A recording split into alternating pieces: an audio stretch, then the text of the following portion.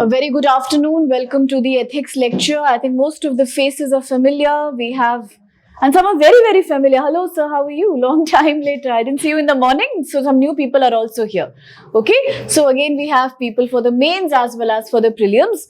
And last time when I was here, we had dealt with lots and lots of ethics case studies. I hope I'm audible to everyone at the back. And also, for the online students, I hope I'm audible and visible. Should you have any problems, please post a comment and I'll keep following whatever comments are coming to our side. Okay, so this is about GS paper 4. And of course, it's a very integral part of your UPSC mains exam.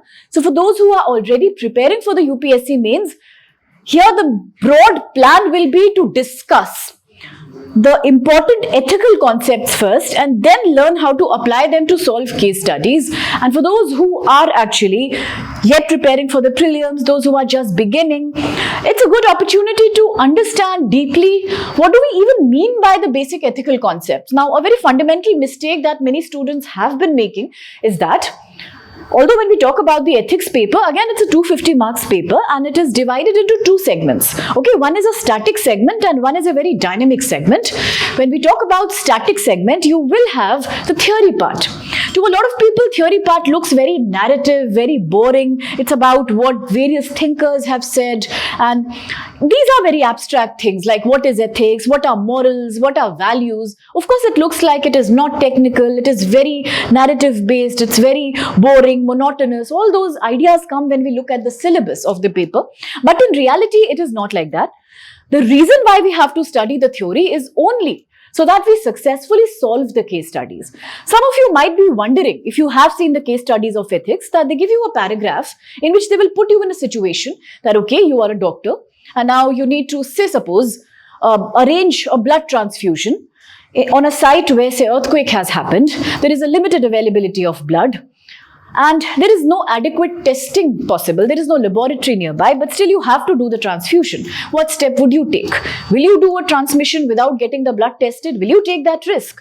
Or will you let the patient die, saying that since there is no facility, there is nothing we can do? These are certain ethical dilemmas you will see in the case studies. These could be medical, these could be environmental. For example, you are a district magistrate. Should you give permission for a new dam construction? Because it is the need for electricity, it is the need for livelihoods of people, for modernization. But at the same time, it also devastates ecology. It leads to displacement of tribal population. You have a lot of pressure on you. What would you do? So these are the typical case studies that you see. To a layman, what is so difficult about it? Just with common sense, I can solve them. But in reality, it doesn't happen like that. The examiner can make out whether you have done this case study purely on the basis of common sense, that okay, I will say agree to the blood transfusion. If anything happens, that's fine. There is nothing I can do about it. Or you could say that no, I will not allow this dam to be constructed because of course the livelihood of tribals is important and we should not take risk with environment at all. But this is not the right way of doing case studies. These are not puzzles. These are proper ethical case studies. We need to follow some protocols when we solve them. Not only is there a structure to the answer writing, the solution has to be based on some ethical principles.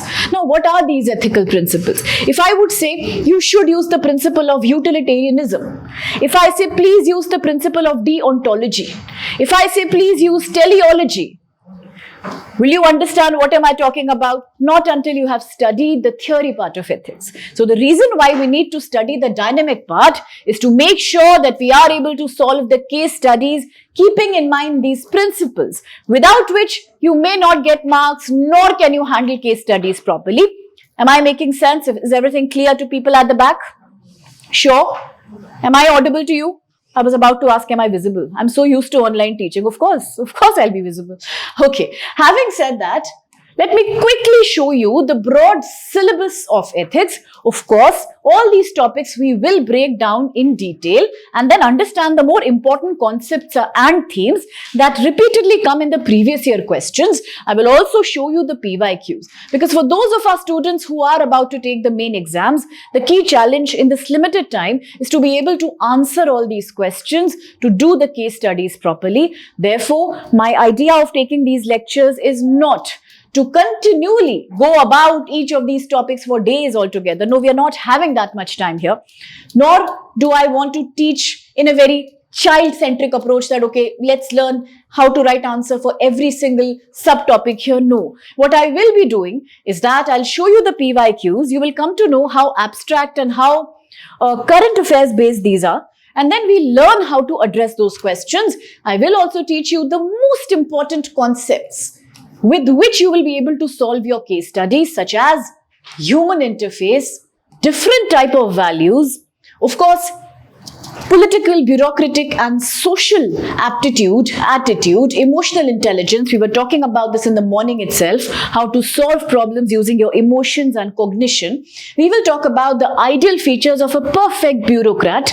We will talk about civil service values, a little bit about what do moral philosophers and thinkers say from India and abroad, only the important ones. And then a very, very important issue that's known as probity in governance. All this will help you in solving various kind of case studies that you will confront in the segment B of this exam. All the questions here are compulsory. There is no choice as such. But you might also feel that although this looks very static, very, very static, it's very easy to learn definitions about what is ethics, what are moral values, how to differentiate between morals and beliefs, or what is probity. But questions generally are not direct. Not direct. They are very applied. I'll show you why are they so applied, and then I will guide you about why should we study ethics in the first place and what do you mean by words like ethics and interface, the first chapter of the syllabus. See, this is the 2024 exam question paper for ethics, and yourself you'll come to know if visibility is a problem. I'll read it loud. The problem is that none of these questions are looking straight. None of these questions they can be solved. They cannot be solved actually if you just study and learn the definitions and go to write the paper. For example, look at the first question. It says the application of artificial intelligence as a dependable source of input for administrative rational decision making, that's bureaucracy, public service, is a debatable issue. Critically examine the statement from the ethical point of view. Now, nowhere in the syllabus will you find these topics directly. Use of AI, you won't find them. You won't find that is AI a dependable source to be used in public administration in a country like India. You won't. So what is that? Even this is a very practical case study based question. The only way you can answer these questions is by thoroughly understanding the various principles of ethics. Only then will you start using words like teleology, deontology, utilitarianism, or Kant's philosophy. All of that comes in picture here, okay? Second, look at the second question. Ethics encompasses several key dimensions that are crucial in guiding individual organizations towards morally responsible behavior. Explain the key dimensions of ethics that influence human actions. There is a chapter, there is a clear-cut chapter which talks about various dimensions of ethics where we study metaphysical, applied, descriptive and normative ethics. Okay, so this is quite a direct question. We have to study all the principles. Then of course we talk about climate change. As I said, majority of ethics topics will also help you in writing philosophy essays.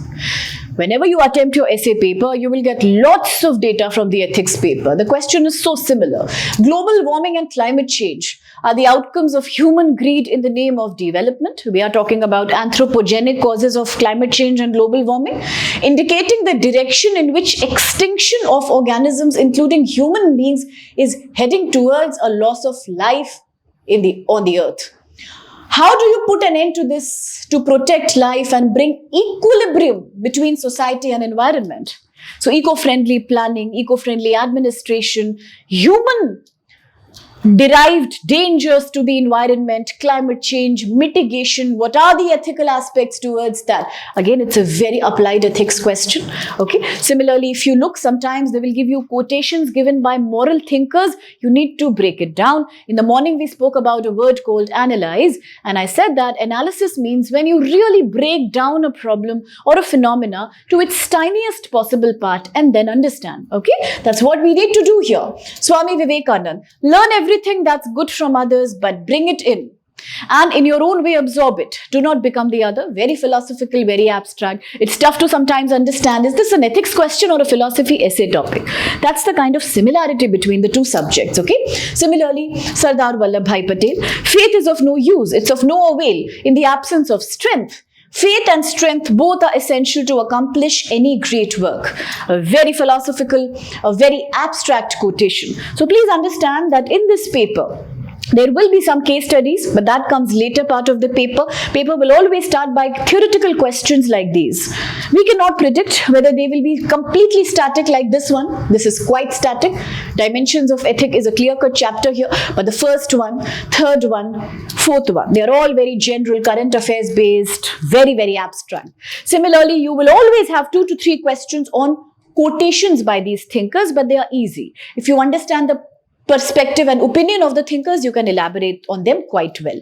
The real challenge is to do the case studies properly, technically, not generally, not like a common sense case study solution, no. With the right format, which I'll guide you in the later part of this lecture series, and using the right technical words. If you are saying that I'm a doctor, I do not want to save a patient's life, what's the principle you are abiding by?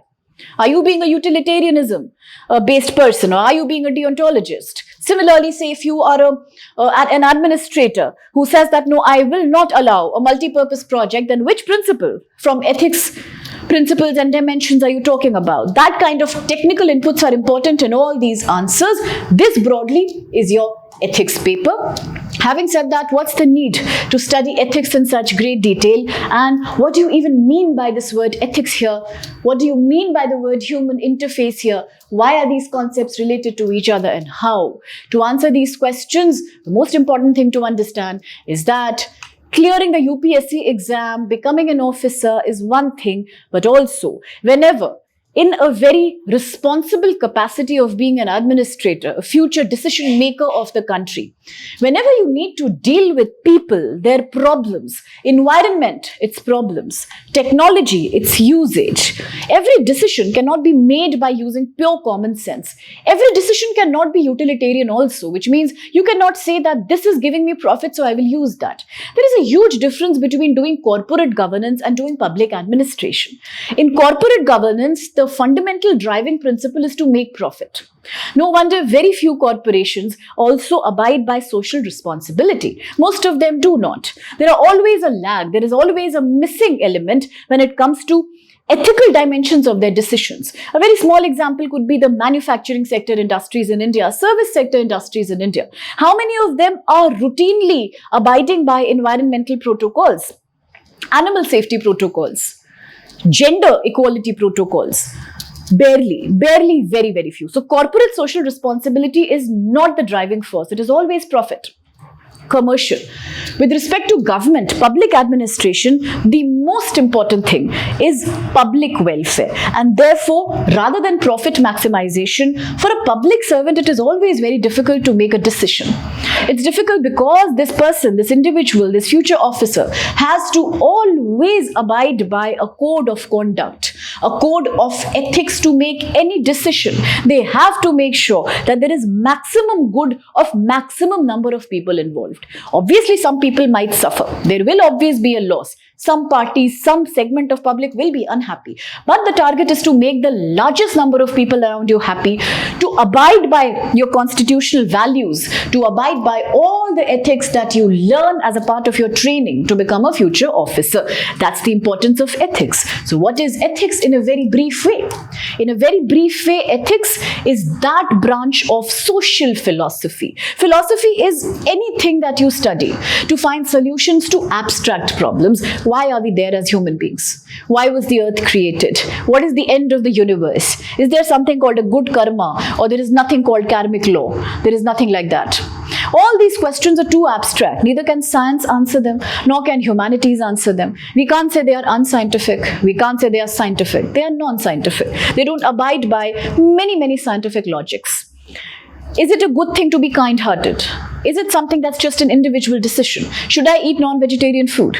Or should I abstain from doing that in the interest of living being's life or in the interest of ecology, should young Indians, young educated engineers and doctors leave India and serve the global market? Or should they continue working in India, even if they do not earn well, but they should serve the country in any case? Who will answer these questions? These are morally debatable questions. Whenever a field of study tries to answer questions that are morally debatable, where you cannot have a right answer, where different people will say different things and you do not know whether these things have a universal appropriate answer or not. All these things are supposed to be non-scientific. Now, there is a difference between unscientific and non-scientific. Unscientific is something which cannot be proven by using the laws of science. Non-scientific is a very different thing. Non-scientific means you cannot use science to study that. A very good example can be religion. Religion is completely non-scientific. It doesn't mean it's unscientific. No, I'm not saying that. But I'm saying you can always not use science to study every custom, every tradition of a religion. It doesn't follow that path. It's a very different dimension altogether. Hence, it becomes non-scientific.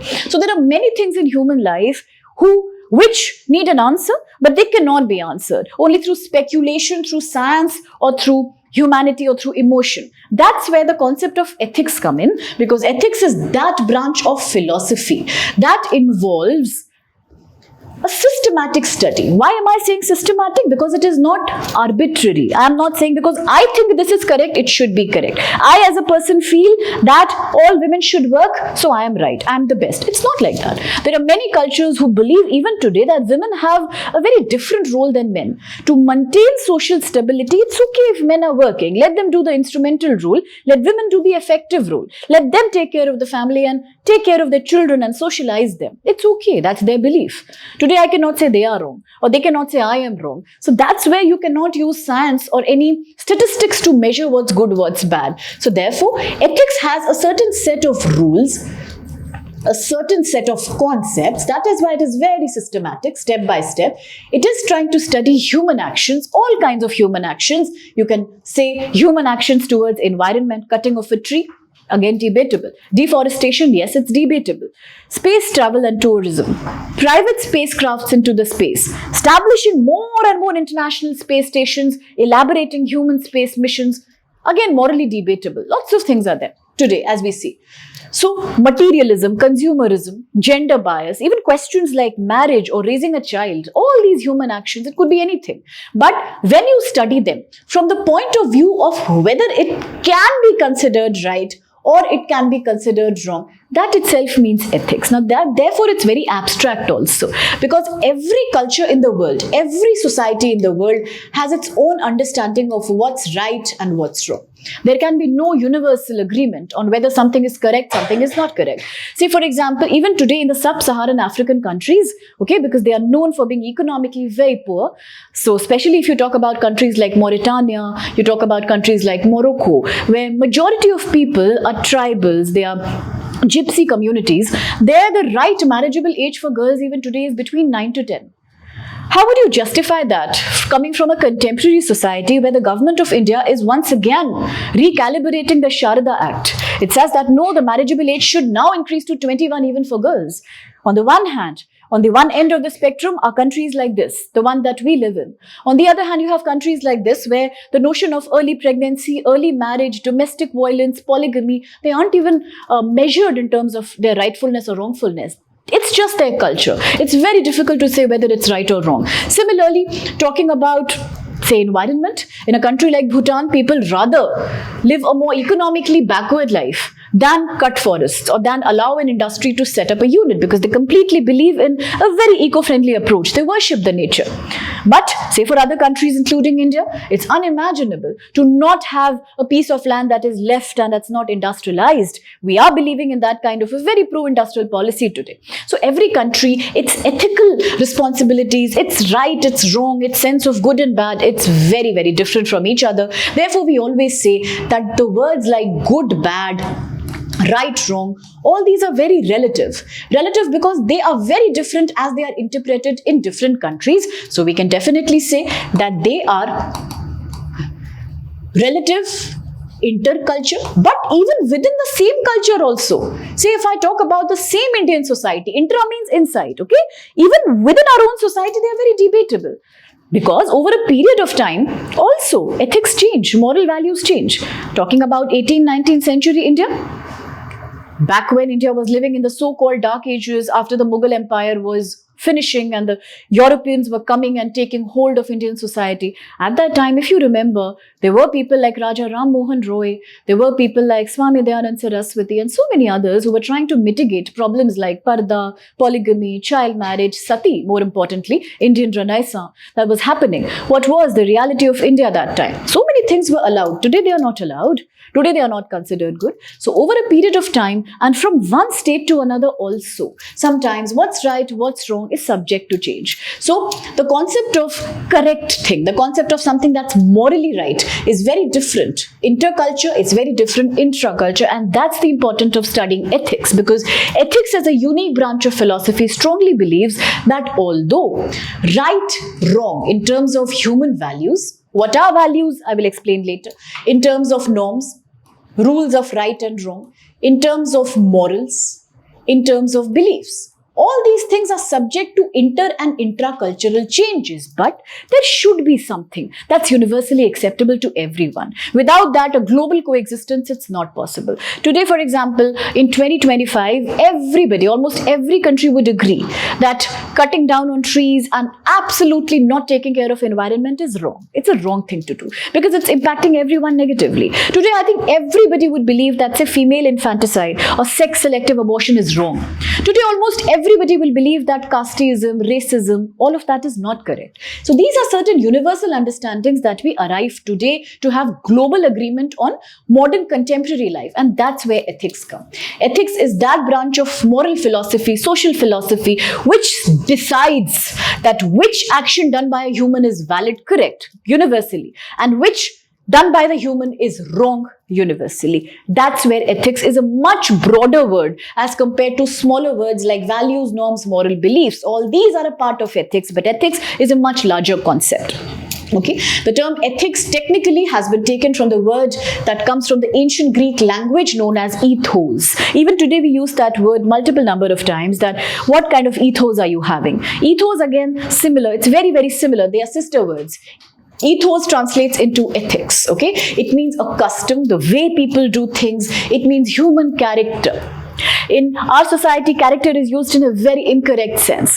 Often we talk about somebody's, sexual relationships, promiscuity, when we talk about the word character. But that's not the real meaning of character. The word character, again, translates into somebody with a strong character is the one who is able to uphold the ethics. Somebody who has a poor or a weak character is somebody who is not able to uphold ethics. So it all boils down to ethics at the end of the day, or disposition. What's your behavior?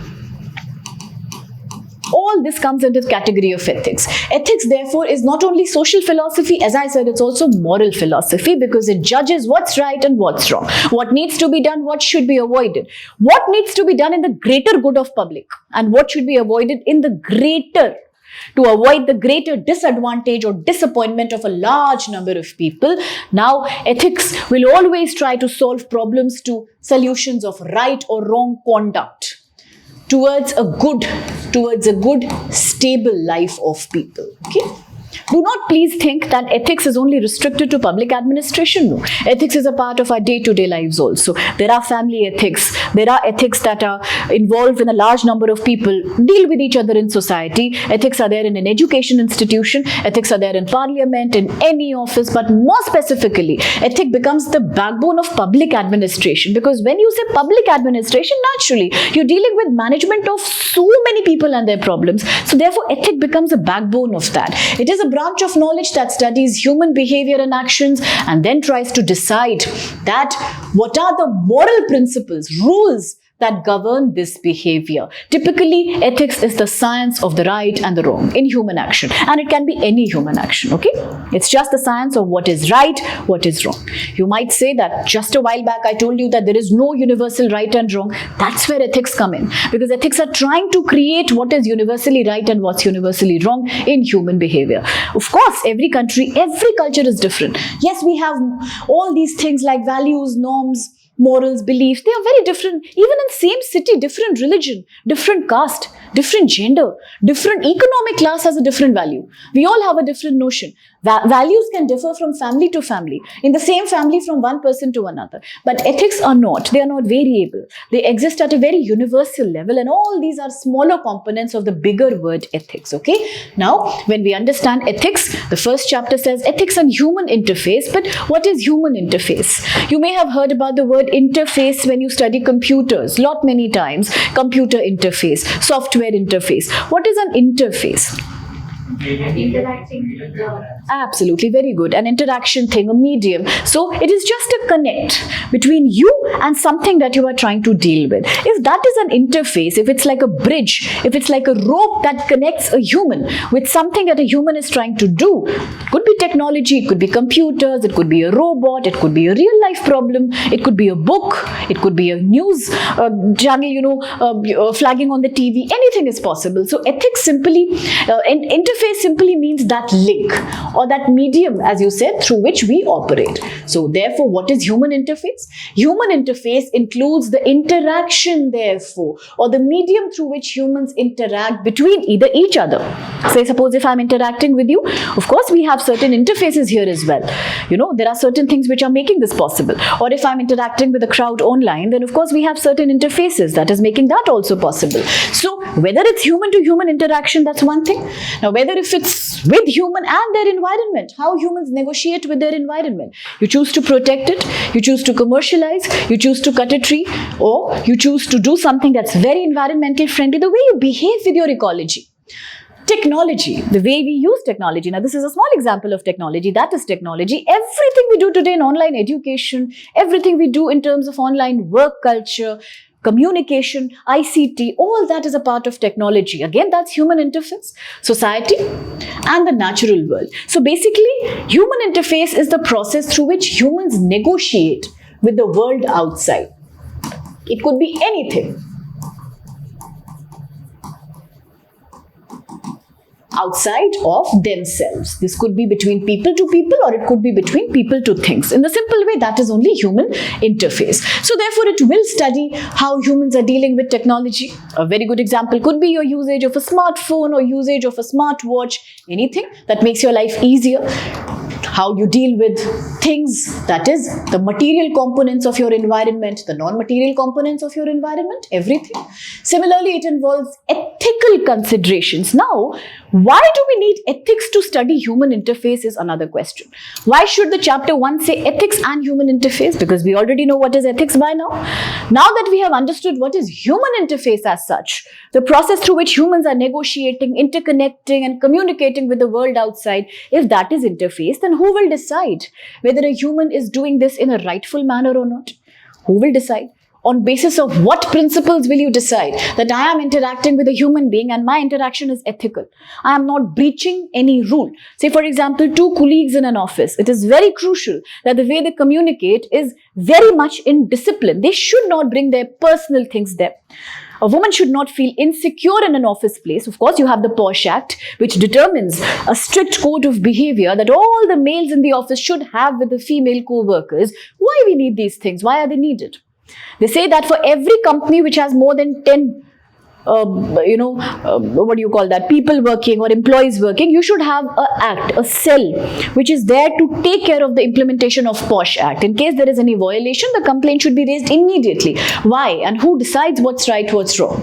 A small thing like creating a dam, as I said, a small thing like making multi-purpose, multi-lane highways. Now in Kedarnath, Badrinath of Uttarakhand, there is this huge debate going that today the government is allowing tons of helicopters to take pilgrims to the temple site, or they are creating multi-lane expressways. But a lot of people are raising concerns. Even the National Green Tribunal was not giving a license initially. It gave later under the political pressure. But ideally, people say that the area of that Himalayan region is so delicate that you should not do so much construction, because it is then something that will lead to more earthquakes. You remember recently with this Joshi Math was a place in Uttarakhand where we experienced land subsidence, right? Similar thing is happening in majority of the sub-Himalayan terrains. So who will take a call that whether we should urbanize that area or not? What I'm doing is correct or not? Who should take that call?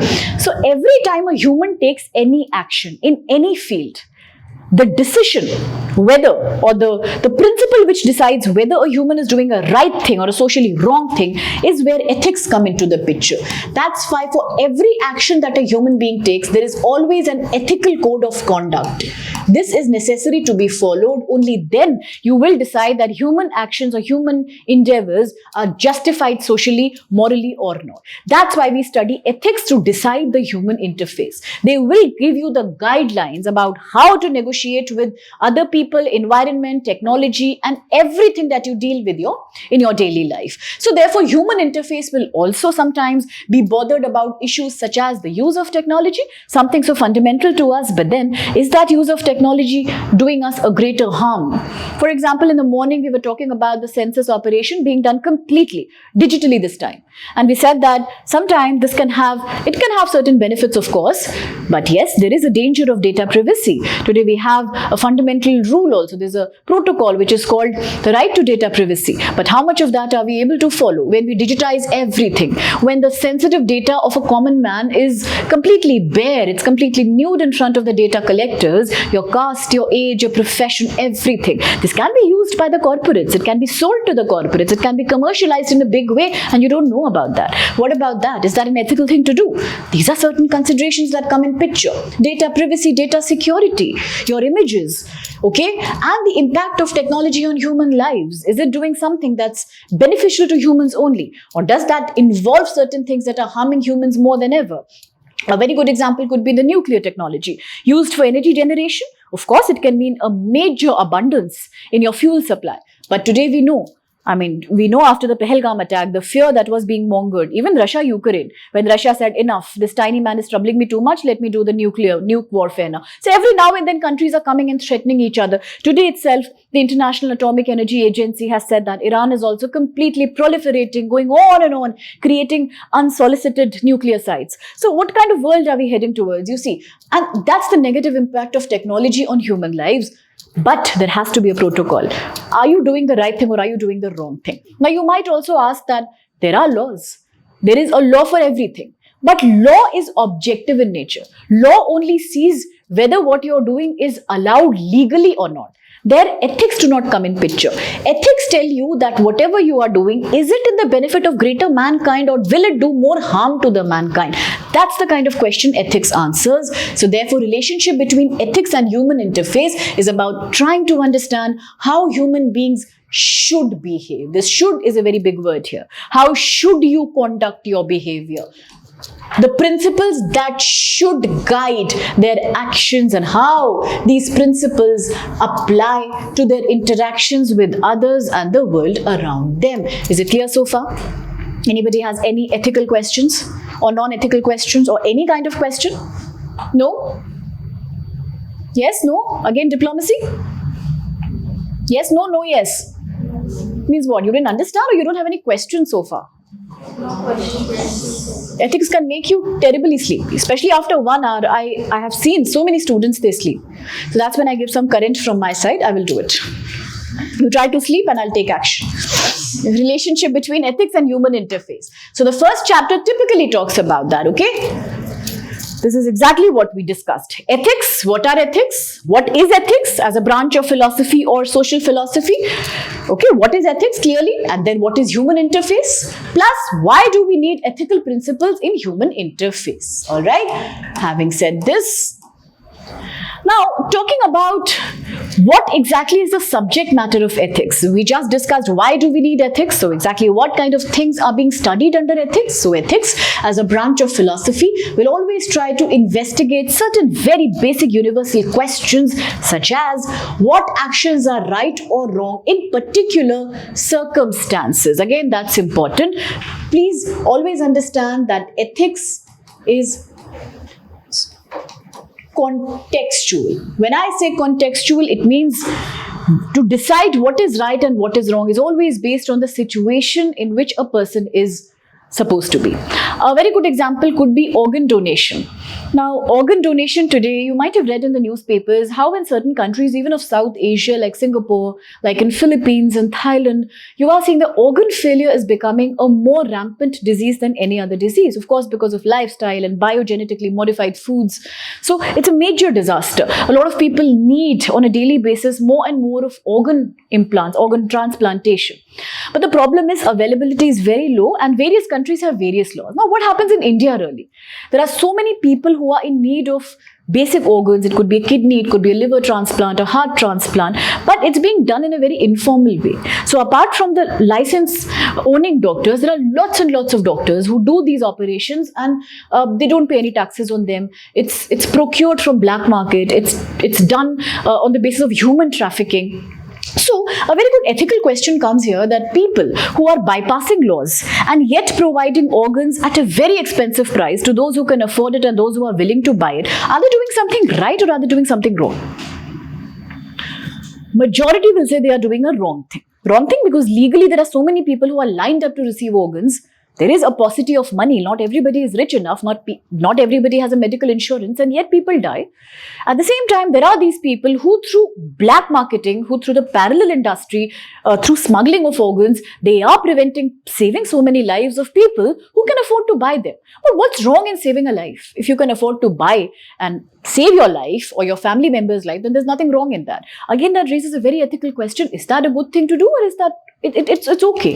Is it a crime that is not exactly something very bad because it helps in saving lives of people? Who takes a call on that? A similar thing could be true about the cosmetic industry. Now, world over, whether you talk about South Korea, whether you talk about Mexico, there is medical tourism in vogue. Thousands and millions of people go to places like Turkey, they go to places like Mexico, South Korea, Thailand to do what? To do cosmetic procedures. Now, somebody would say, if you can afford it, what's wrong in that? Again, those are unlicensed doctors. Some come back with happy results and most of them are developing complications. They die. Should we ban it? But then it is saving lives of some people who cannot afford to have it in places like India. Lots and lots of ethical, morally debatable questions we come across on a daily basis. But the right response would be that every action is either right or either wrong on the basis of the context in which it is situated. We also need to, before we say something is bad or something is good, we need to see what particular circumstances have enabled certain things from happening to happen. So therefore, as a branch of knowledge, one thing that definitely ethics will study is what actions are right and wrong measured or judged by the particular circumstances, the context in which it took place. Second question ethics would try to answer is that how people ought to act, which is the morally valid behavior for people across various domains. Which behavior can be considered morally admissible or which behavior is morally wrong. Then, what are our rights and responsibilities? So basically, there are certain duties, even your constitution, if it blesses you with so many fundamental rights, it also requires a certain sense of duty from the citizens who call themselves Indian citizens. So therefore, there are duties that people have. At the same time, there are rights that they are given. So for every organization, for every government, say for example, for the government, there is constitution. Just like that, for every international body, every organization, there is something that's called as a citizens' charter. A citizen's charter is like a constitution which states the missions, principles, rights, wrongs, duties of any organization for which it is made. It could be a private organization, it could be a public funded organization. So therefore, what are our rights and responsibilities based on citizen's charter? That's something ethics would like to study. And the last thing is, what is the best way for people to live or how to live a good life? By a good life, we do not mean satisfaction of few individuals. By a good life, we mean creating something that comes under morally consensus, which means a moral agreement among people towards what is right and towards what is wrong. That's also something that ethics would, as a branch of philosophy, want to study. So before we actually investigate into various dimensions of ethics, as I said, ethics can be categorized into some various parts. One is the applied ethics, which you apply to do the case studies. If you're a doctor, engineer, whatever, what will you do? That's applied, completely used to solve your current life problems. There's another one which is referred to as meta-ethics. There is something you will study known as normative. Then there is some that you will study as descriptive. All these are important, but the most important happens to be normative. This is the most important because under normative ethics, you will study a set of principles, a set of rules that form the backbone of ethics, which you will apply when you solve all the case studies given by famous thinkers like Immanuel Kant and many other international historical thinkers who have made the discipline of ethics and philosophy as they are with us today. But before we jump here, because this is the most important part of the theory, normative ethics, the most important. But before we go there is a very syllabus-based, general, obvious question that we need to know. If ethics is all of this, what we just studied, abstract right, wrong, universal agreement, moral consensus, the way of doing things, human interface and stuff like that, then what ethics is not? How do we differentiate ethics from things that cannot be called ethics? The first thing to believe is that ethics is different from morality. A lot of times in our daily life, we use the word moral values, morality. This is not the morally right thing to do, or that is not a morally good thing to follow. But ethics doesn't mean the same thing as morality, because ethics is about the principles and the laws of right action and greater good of humankind. So when we study ethics, we always study the ethics for a majority of people. It is for the greater good of public. That is ethics. But morals are just about when you start using these ethical principles in your day-to-day behavior.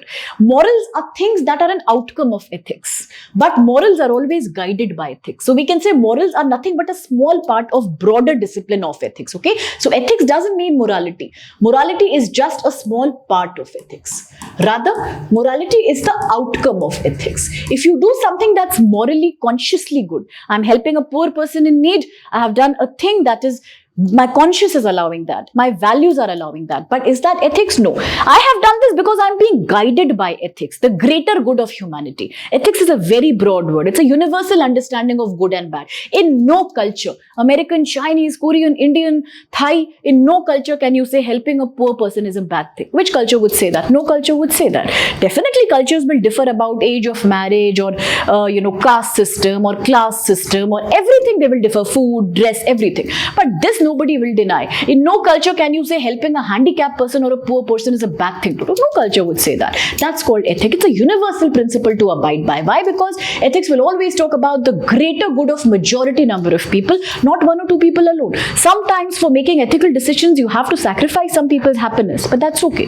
It's a part and parcel of life, because ethics will always abide by greater good, not the good of one or two or three people involved, okay? So sacrifice, again, we'll study later, is a major part of ethics. Therefore, ethics is not morality. As I said, moral behavior is an outcome of ethical principles, a very much a part of ethics, which ethics means majority good of public. Now, morals just indicate the behavior, how you are using ethical principles for your day-to-day actions and practice. Ethics, therefore, is not limited to specific acts. For example, I do something that's good. I'm distributing food to the hungry. This is not ethics. I'm being guided by ethical principles. What I'm doing is a morally good behavior. This is my value. All of that comes from ethics, but that's as such is not ethics. Ethics doesn't mean small acts of kindness. Somebody falls down, I'm helping that person. Oh, this is ethics. No. Ethic is just greater good of humanity. That's it. A right thing to do for the betterment of majority. This what I have just done is a morally good thing. It's a good value to help people. Okay? But therefore, ethics encompasses, it includes in its ambit, in its region of study, the whole of moral ideals and behavior, which are an intrinsic part of ethics. That's very important to remember. Ethics is not morality. It's bigger than morality. It guides moral behavior through principles, whereas morality, moral behavior, moral ideals are all nothing but a part of the greater discipline of ethics. Second thing to remember is that ethics is not religion, because ethics is humanity. It is much beyond religion. While religions prescribe different values, different cultures, different norms, one religion may have a norm where people might be, say, allowed to have equality of gender. There may be some other where it is not permitted. One religion may allow you to eat certain kind of food. Another religion may completely prohibit that, whether it's alcoholism, whether it's gambling, or whether it's eating non-veg. Again, these are smaller values which differ from culture to culture, religion to religion. That's very relative, agreed. But ethics is not religion at all. You can't say that people of one religious denomination are more ethical than the others. It's not like that.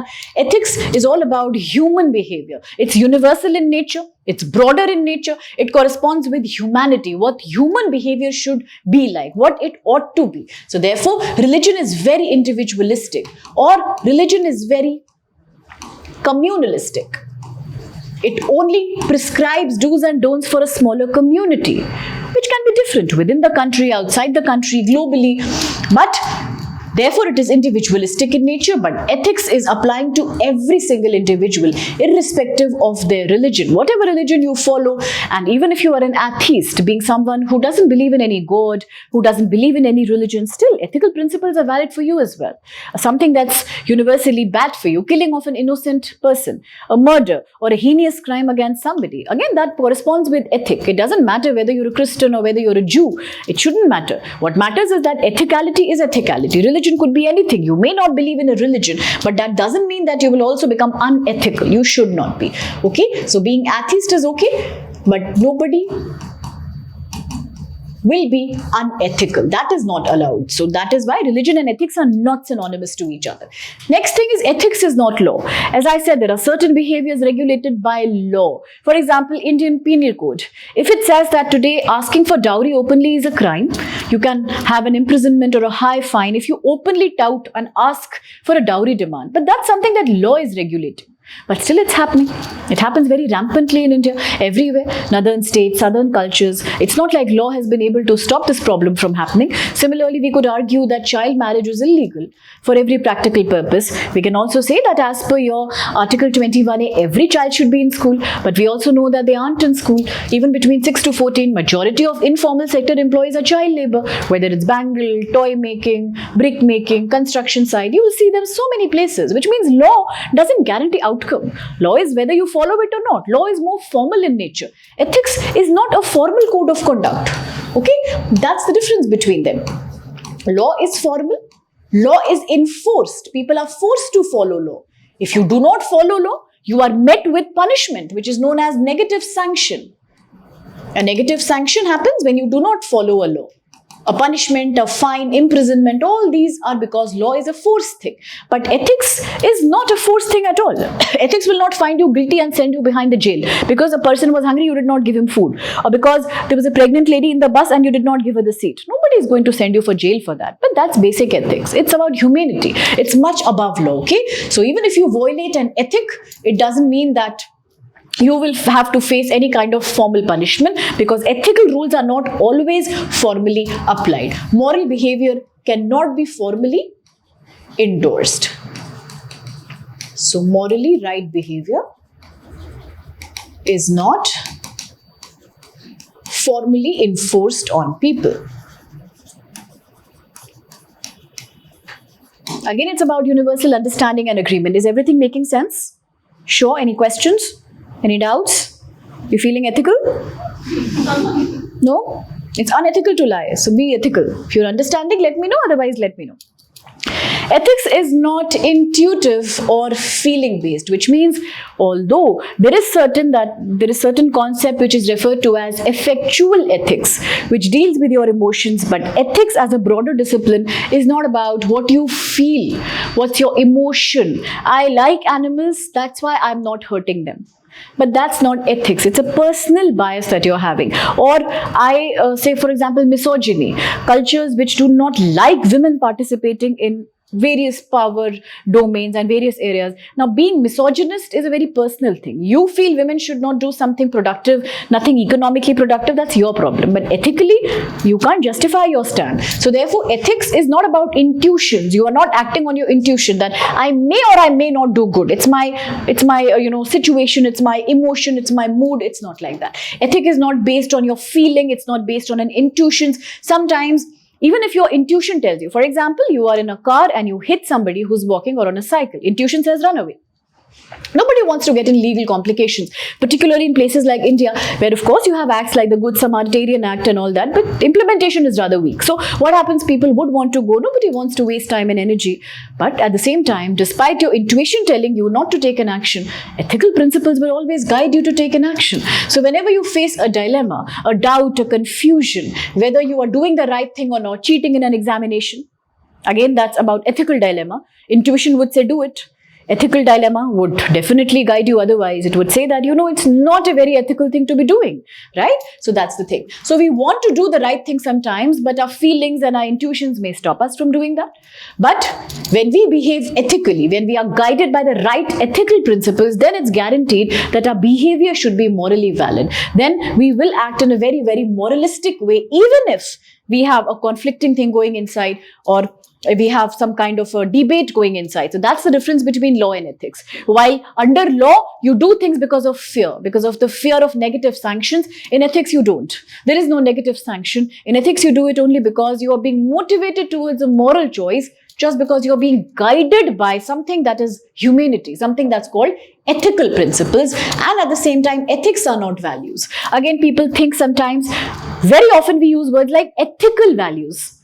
Typically, there is no word like ethical values. No.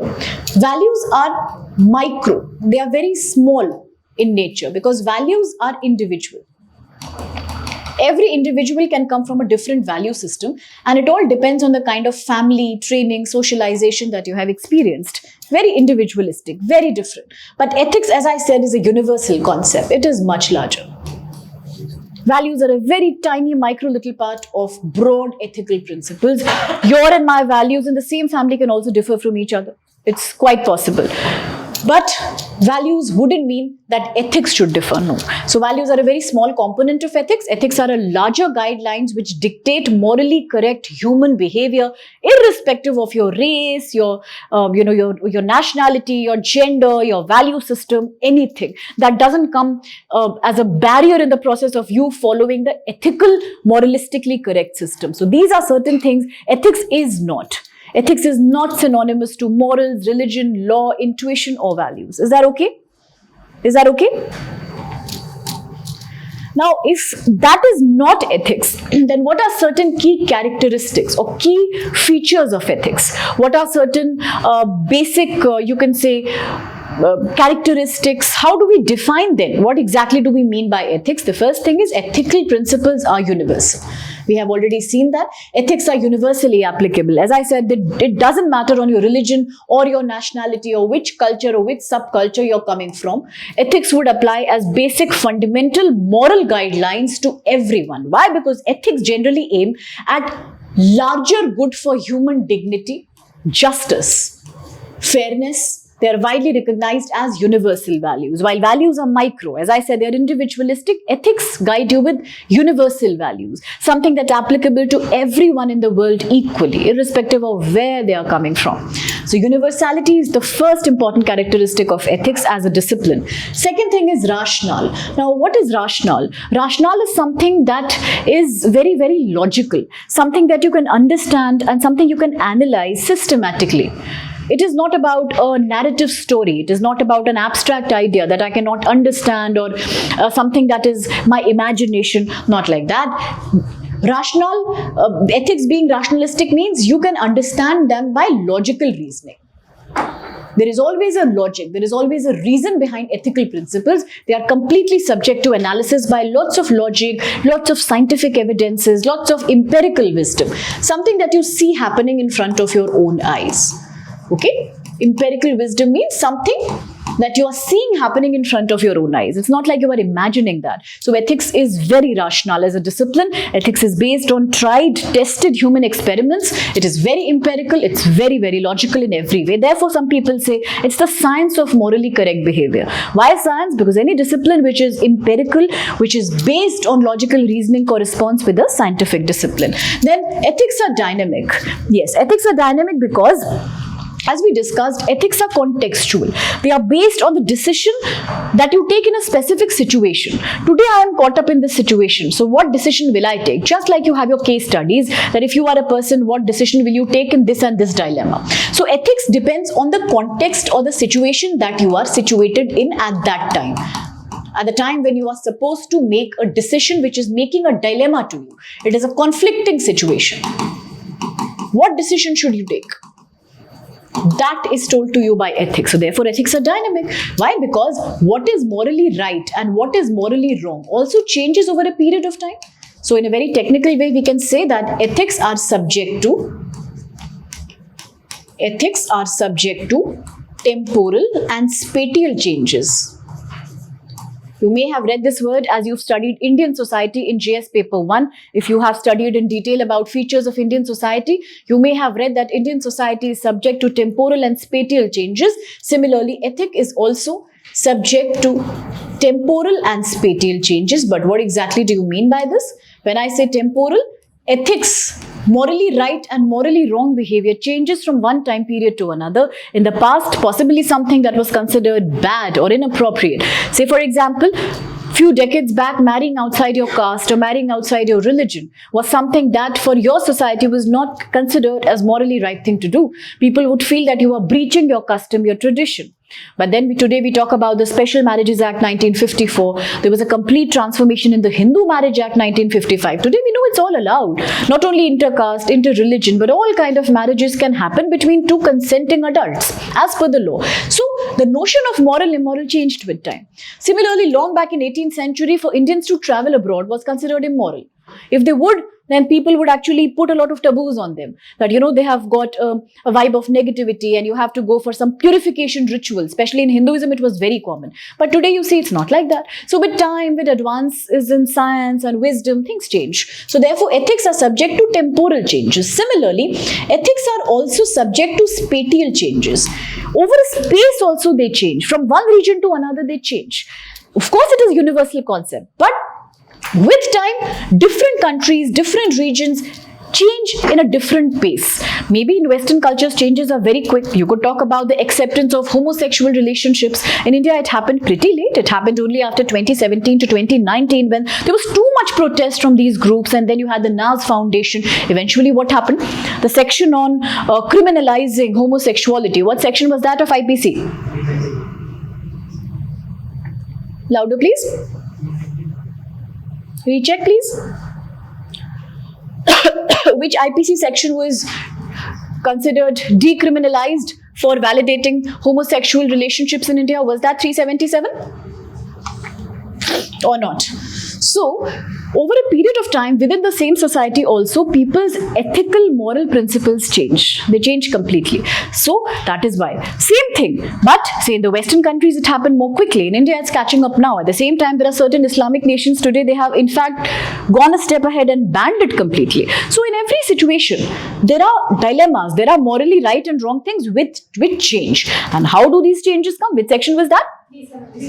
Correct. So please remember that happened, and now today we say it's completely okay. Similarly, Mental Health Act 2017.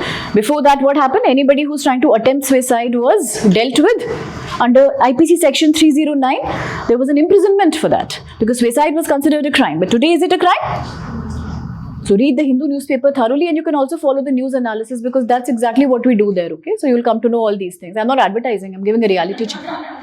Sir will be happy though. Okay, so jokes apart, so what happens really now today, they don't do that anymore. They have decriminalized. Today they are dealing with it in a much more you can say empathy and a very sympathetic tone. So things will change. And what brings these changes? Technological advances, education system, migration, cultural shifts. So therefore, ethics as a field is very dynamic. It also catches up with time, temporally and spatially. Now talking about interdisciplinary, yes, ethics as a discipline has borrowed a lot from outside of itself, particularly philosophy. Ethics takes a lot of lessons from moral thinkers, great thinkers from philosophy. It could be your Kant, it could be your so many Western thinkers, it could be Indian in terms of Mahatma Gandhi, Tagore, it could be Vivekananda, so many people. Okay, so psychology is one domain from where ethics has borrowed heavily. Sociology is one domain ethics borrows heavily from, especially social control, socialization, all these concepts if you studied law. big time, and many other disciplines. So basically, it is not only interdisciplinary, but it is an amalgamation. Amalgamation means it is a mix and match of various other social sciences because its subject is very diverse.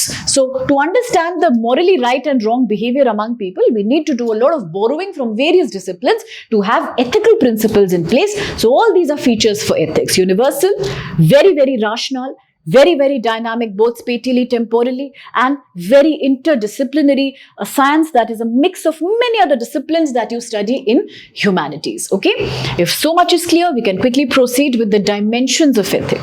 Is there any doubt anybody is having? Not really. Were you able to understand exactly what are ethics in the first place? And what are they not, and what are certain features of ethics? If that's clear, we can proceed with the dimensions of ethics. Now, when we study the dimensions, as I said, there are broadly 4 dimensions we are going to talk about, but particularly there is this one that's very crucial. Why am I saying again and again it's important? Is because you will realize its value when you deal with segment B of the paper and when you start solving case studies. In the case studies, you will see most of the solutions that you will provide will be based on the principles of ethics that you borrow from here. Normative ethics, majority of them are taken from here. Whichever decision you take in the case study, you will have to back it. You will have to prove it by highlighting one or the other ethical principle. Otherwise, marks you will not get. Simply by saying, I will do this because I think it's correct, it's not ethics. That's common sense. For ethics, there has to be a logical principle that you are highlighting. If I am saying, no, I want this dam to be made, let alone the fact that so many people are losing their homes or trees are being cut, there are principles. There are principles like, say, deontology. Anything that is in line with your duty is always correct. Utilitarianism. Anything that brings larger good to majority is always correct. So we'll talk about that, but you have to highlight them consistently. So please don't forget that normative ethics is very crucial here. Apart from that, of course, you have the meta ethics we are going to talk about very short because questions generally don't come direct from here. How ethics evolved. Then you have the descriptive ethics, quite important. Applied ethics also very important because here in applied ethics we study things like medical ethics, what doctors need to do, administrative ethics, bureaucratic ethics, similarly environmental ethics. So therefore applied ethics simply means applying whatever you learn in normative into real life situations or case studies. So these are certain dimensions of ethics. One by one we'll cover them up. The dimensions help us not only in understanding different types of ethical principles, how ethical investigation inquiry is done, but also it helps us in solving all the dilemmas, confusions of real world situations. Because real world is the actual case study. Whatever case studies you do on the paper are a stimulation of real life examples. Eventually, at the end of the day, as a future officer or as a bureaucrat, you will have to solve with real life situations which aren't easy. There are lots and lots of dilemmas and confusions. So that's when a code of conduct actually guides you, and that's why these dimensions of ethics become important. To begin with, there is something that's referred to as descriptive ethics. Okay, what is descriptive ethics really? Talking about descriptive ethics, we often talk about a very famous theory coming from a thinker called Kohlberg. Now, Kohlberg had given a theory where he says that all human beings across the world, they learn ethical principles in sequence of various stages in life. So ethics will not come suddenly by reading a book or by taking a class or by just learning moral lessons. No. So human beings, rather all humans across the world, they learn ethical principles by evolving as they grow up from childhood to adulthood through a sequence of stages in life. Okay, so for example, for a child, as you start learning your culture, as you start learning your values, as a small child, the reason why you will follow and do the right thing is out of fear. Fear of negative sanction, fear of punishment. Say, for example, if you cheat in school, why would you not cheat? Because you know you will get punishment for that. You will not hit anybody because you know teachers are going to punish you for that. Similarly, in college, universities, it's always fear that makes people follow laws. So, fear is the most primitive or the most beginning stage of learning how to follow ethical principles, but understanding or empathy is the last stage.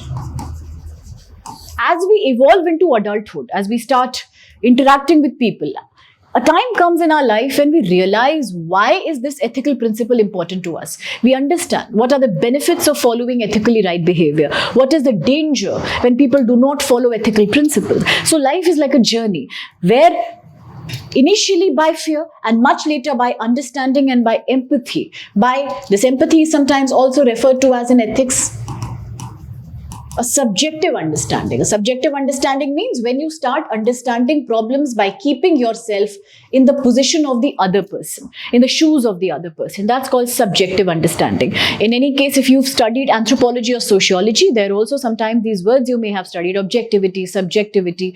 So subjective is all about trying to understand other person's problem by putting yourself in their shoes, okay? So once you arrive at that situation, you are matured enough to understand the benefit of applying ethics, you start learning subjective understanding, and that's how all humans travel from stage 1 to the last adulthood stage, where slowly they learn how to follow ethical principles and do a morally right behavior. So therefore this branch of ethics talks about thoroughly investigating why a certain group of people in a culture follow certain moral beliefs, certain customs, certain values based on their customs and traditions. How ethical principles in different culture, how ethical principles shape the values of culture.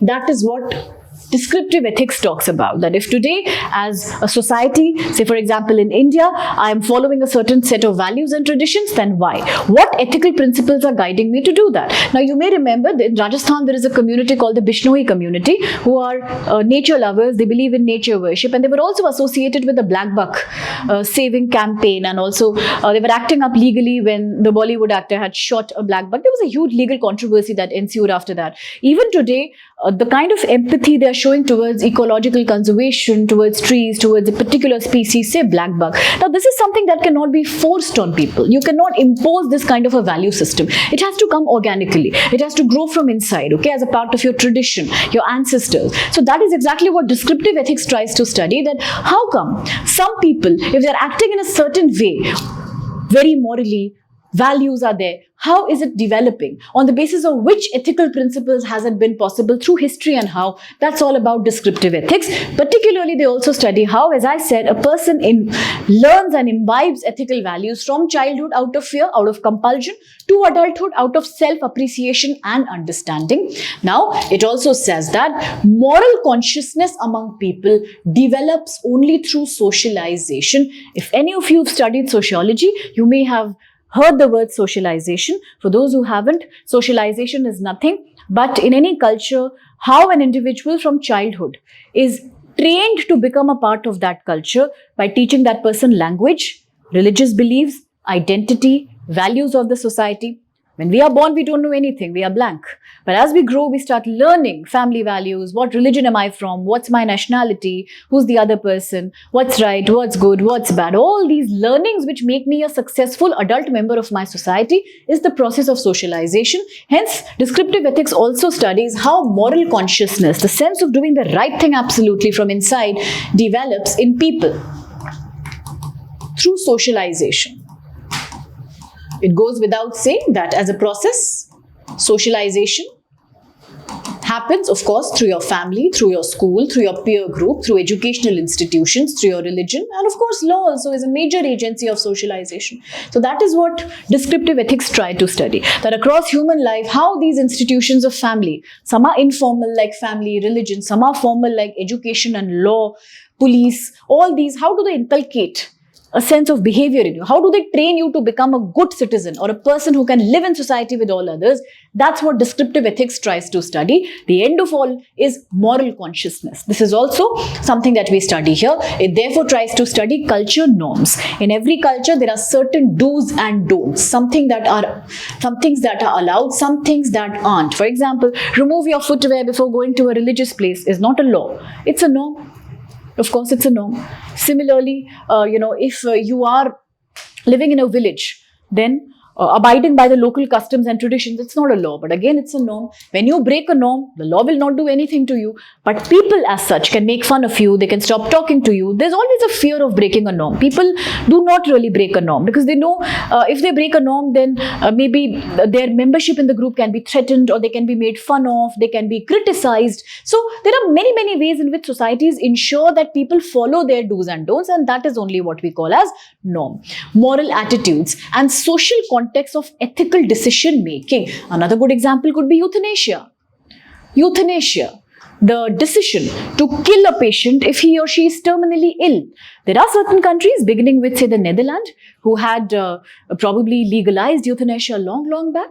But today also there is an ethical dilemma about it, that whether it is permitted to let a patient, it is an assisted suicide, that whether you let a patient die because of the terminal nature of illness, or whether it is not in your hands to take a life. So India, we are not legally allowing euthanasia, but at the same time, there are a lot of commercial immoralities that are happening. Say, for example, they know that the patient is dead and still they would keep them in incubators, they would keep them in ventilators for days and weeks altogether. It's becoming a money minting machine altogether. It's very rampant in India, particularly the private sector of medical care. So these are very, very debatable questions. A lot of patients in countries where euthanasia is allowed, typically in the Northern Europe, they run to other countries to take treatment because in their countries, doctors are not ready to take the case ahead. They believe that you are so ill now that you probably will not survive, but sometimes they do survive if they come and they spend money in other countries and take a treatment. It's very common, especially with cardiovascular issues. So very, very, very, very ethically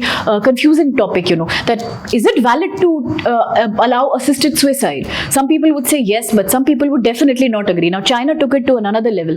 If you have COVID, shoot. That was not assisted suicide, that was genocide. So, every country, when it comes to even healthcare sector, the morality level is very, very different.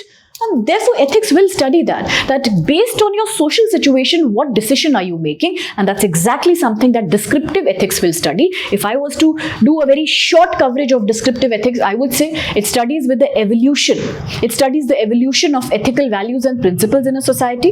It says every individual is a product of socialization in a society through various formal and informal agencies. 3, all humans learn ethical principles through socialization, beginning with fear, eventually coming to a stage as an adult where they start appreciating and understanding the value of ethics in decision making and actions, and then it is about subjective understanding. That's your descriptive ethics. Next, and the most important, unarguably, the most technically important part of the ethics paper would be normative ethics. The word itself is coming from the word norm, which we just discussed. In sociology, anthropology, psychology, the word is very common. Norm is just a rule, but it is not a rule that you will find in constitution, parliament, or polity. That's a law. Ethics are not laws. Laws are formal do's and don'ts. Ethics are rather more informal do's and don'ts. Norms means what your culture allows you to do. What is a socially accepted behavior? What is a socially unacceptable behavior? In many, many countries, you might have noticed also that coming very late in the night for women is not something that people appreciate. They don't like it. Many cultures are very inward looking when it comes to women, their freedom. Okay, that is a norm of that society. What happens if you break that? Of course, no police will catch you, but people will not accept you as much. They won't give you that respect. Similarly, it's true with caste also. In certain Indian villages, the caste system is also so deeply ingrained even in today's times that any attempt of intercaste marriage, any attempt of interacting with members of the lower caste from the members of the upper caste is strong enough to attract punishments from the caste panchayats. If you've heard of the word Khap Panchayat, yeah, absolutely, that happens there. So they try to implement the caste rules very strongly, and it really means also sometimes that they can punish the members of the lower caste, Dalit women. All atrocities are happening openly and nobody really does anything about it because the village life is more rooted in religion and caste. What are these people following? That's not a law. This is a norm. A norm is that kind of right and wrong behavior that is completely not in the law, but still people need to abide by that because it is a socially sanctioned law. It is a socially backed law. It's a culturally backed law. Culture allows it. Society allows it.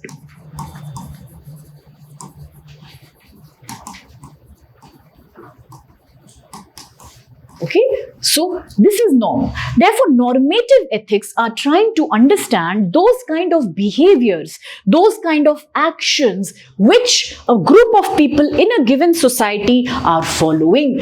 How people should behave in a society. What norms should they follow in their behavior depending on what their culture allows in society comes under the part of normative ethics. And as an English word in general, normative behavior is just acceptable behavior.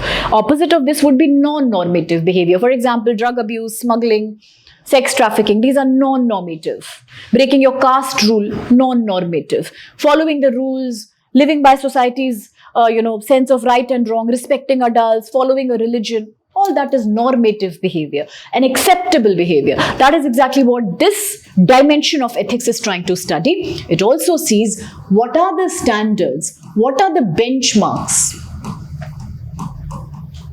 what are the measurements for rightness and wrongness of actions. How do we measure which behavior is right, which behavior is wrong, which should be punished, which should be encouraged? All these come under normative ethics, and therefore they really help you in right decision making as a member or organization in society. Okay, they help you in decision making. Having said that, further the normative ethics can be broken down into various components. One is the virtue ethics, other is the deontology, undoubtedly one of the most important aspects of it. Third is the teleology or teleological ethics, and the last being egalitarianism approach. The word egalitarianism, equality. Creating equality, fairness and justice among all members of society. Today, whenever we talk about reservation policy, positive discrimination, right? For scheduled caste, scheduled tribe, OBC, the 1/3 seats being reserved for women after the next delimitation in the parliament, in the legislatures of state and the center. We talk about the 10% to your EWS. You talk about your 4% to people with physical disabilities. All these are what? These are reservations given to different categories of people who are considered vulnerable, who are considered backward as compared to other population. There are many directive principles of India, of the constitution, which talk about these reservation policies, how to promote the backward. Of course, women, labor, and the backward caste. So all these again are studied under normative ethics. That if we say that back in the 1944 itself, the Indian government had signed up a plan which was called as the Bombay Plan, if you remember. Under that Bombay Plan, clearly it was decided that India would have a future to become a socialistic democracy. So we can't say we are purely a democracy. Even if you go by the preamble, what does your preamble say? India is a sovereign, socialist, secular, democratic. So which means social word is very crucial here. Okay. So when we say we are a socialist democracy, it goes without saying that we are also trying to inculcate the values of equality among people, equal distribution of resources. So this equal approach in a country like ours to provide equality among everyone, again, that's a very crucial aspect of normative ethics. So all these we need to understand the basic principle of and then go forward and apply in our case study solutions. So what are the 4 components, crucial components of normative ethics, which decide your right and wrong behavior? Virtue ethics, deontology, absolutely, teleology, and your egalitarianism approach. Let's break them down. These are the maximum which you will use in your case studies. Rest are just very easy to understand, but just these you need to use properly. Is that clear? Anybody has any question? Is ethics boring or ethics can be manageably interesting? Why do we use ethics mostly for professional aspect? Sorry, sir? We use the word ethics for mostly for professional way. Yes. We do because it gives you a sense of doing your duty in a morally right way.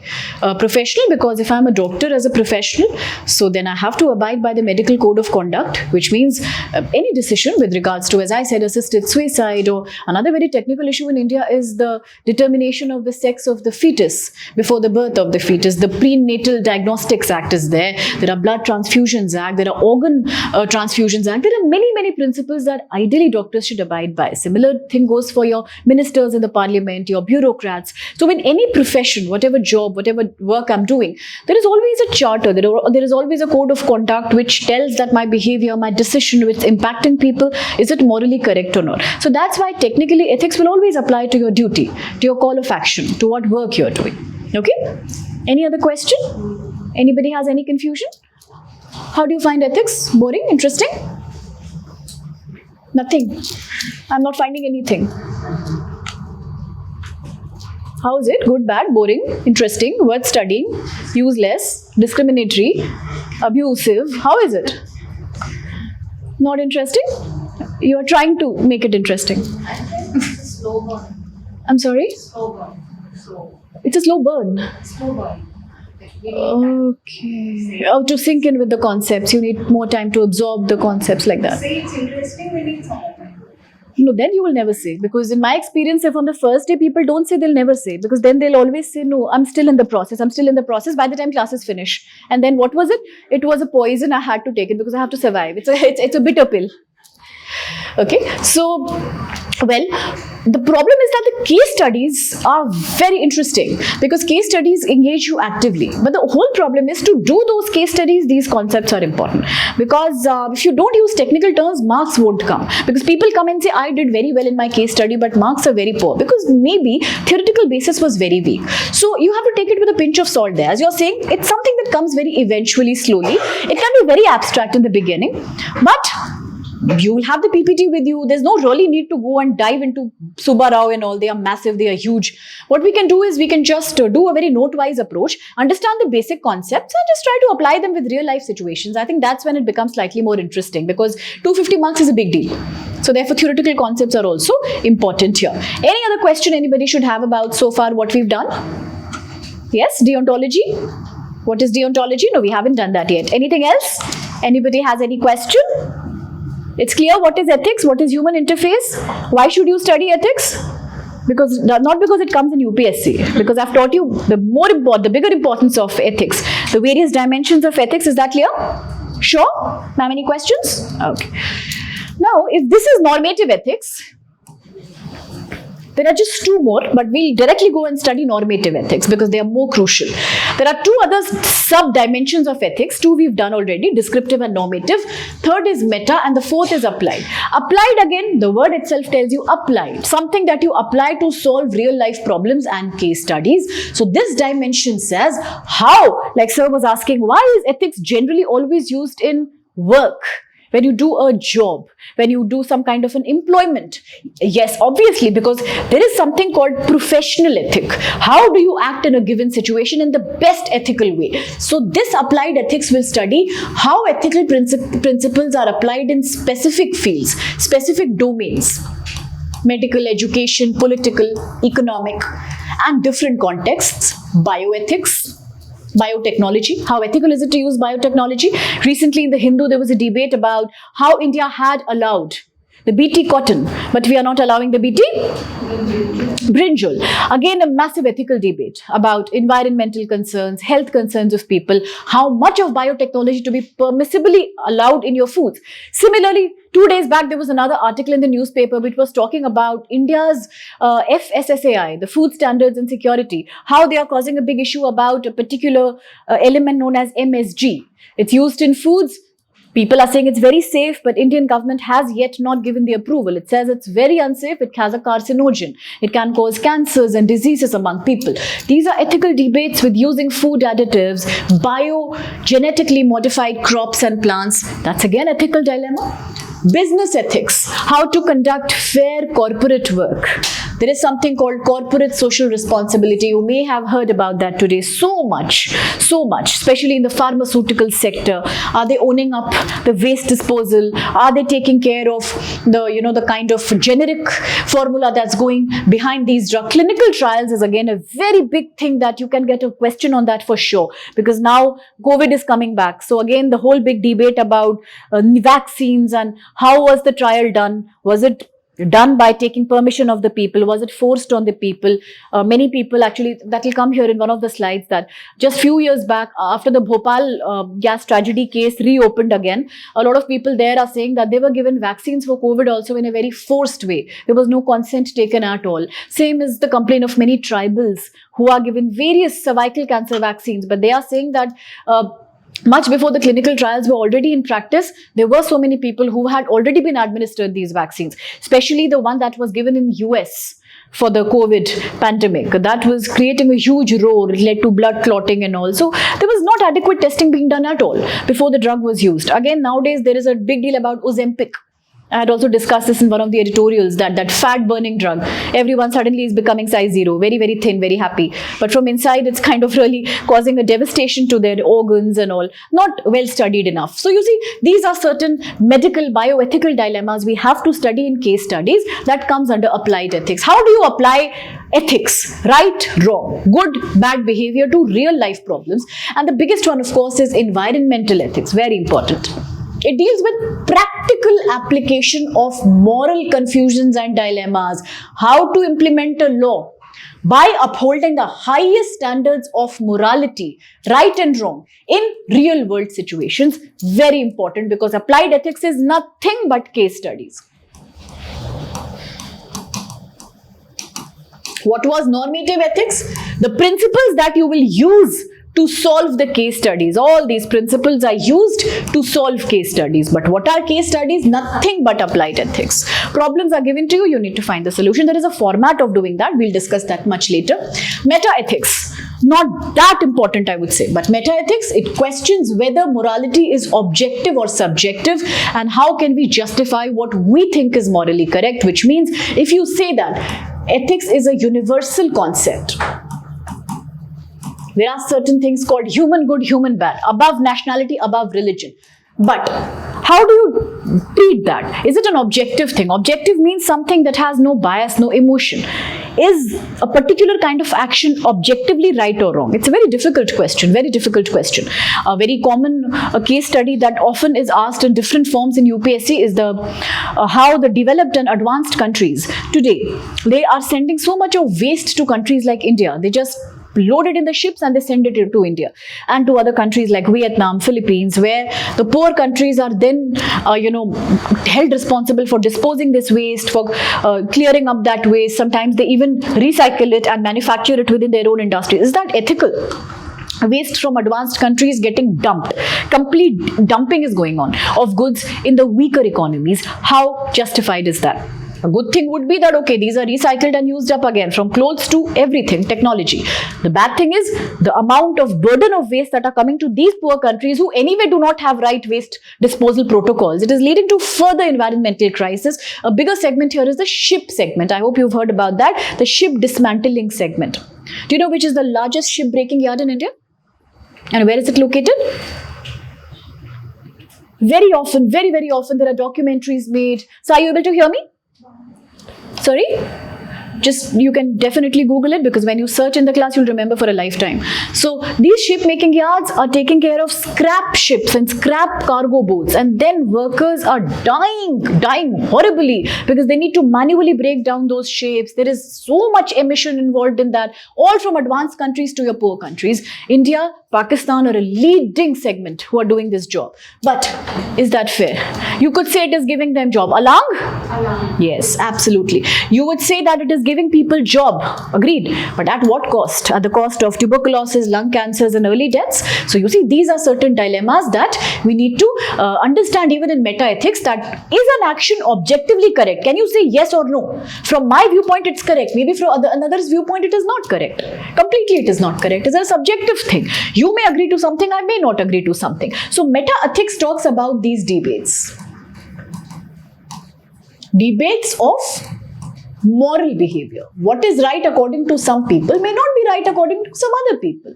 Okay, so that always happens. Some countries would feel this is the right thing to do, some others won't. Now, today, Trump is justifying by saying that because our economy is experiencing poor economic growth, we are experiencing import surplus in our country, let me just increase the tariff to whatever limit I want to increase. Ultimately, I'm revenging China. Why should India suffer in the process? You are only saying that close the deal very soon, but you are only saying that more than 50% of tariff I'm imposing on you. For him, it may be a morally correct thing to do, in line with the preservation of his country's economy or the local culture. He's throwing out people. What about people like us? What about people in the other countries? The kind of price they are paying because of this. So you see, it is always a very subjective thing. He thinks it's correct, but other countries will not agree. Similarly, when after the Operation Sindoor, the International Monetary Fund generated so much of bailout to Pakistan, so much funds was given to Pakistan, right when India said that they are doing terrorism with this money. Why are you giving them money? You should complain them under that FATF, Financial Action Task Force. Nobody agreed.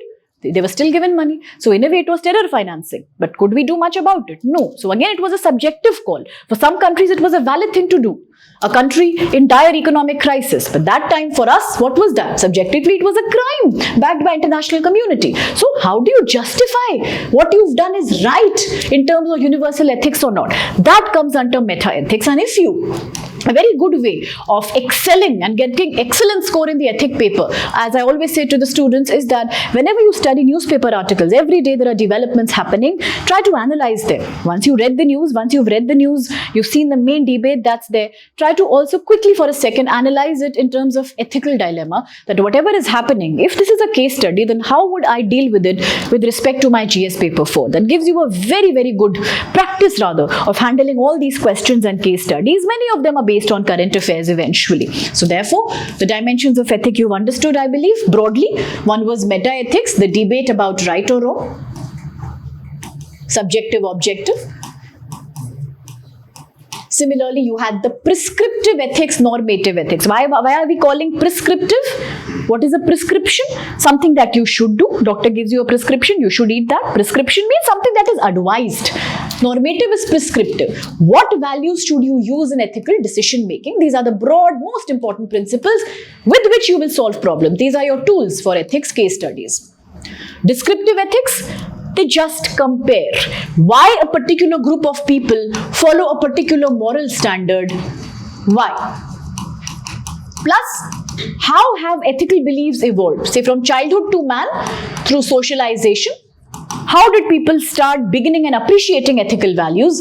Applied, you already know, case study.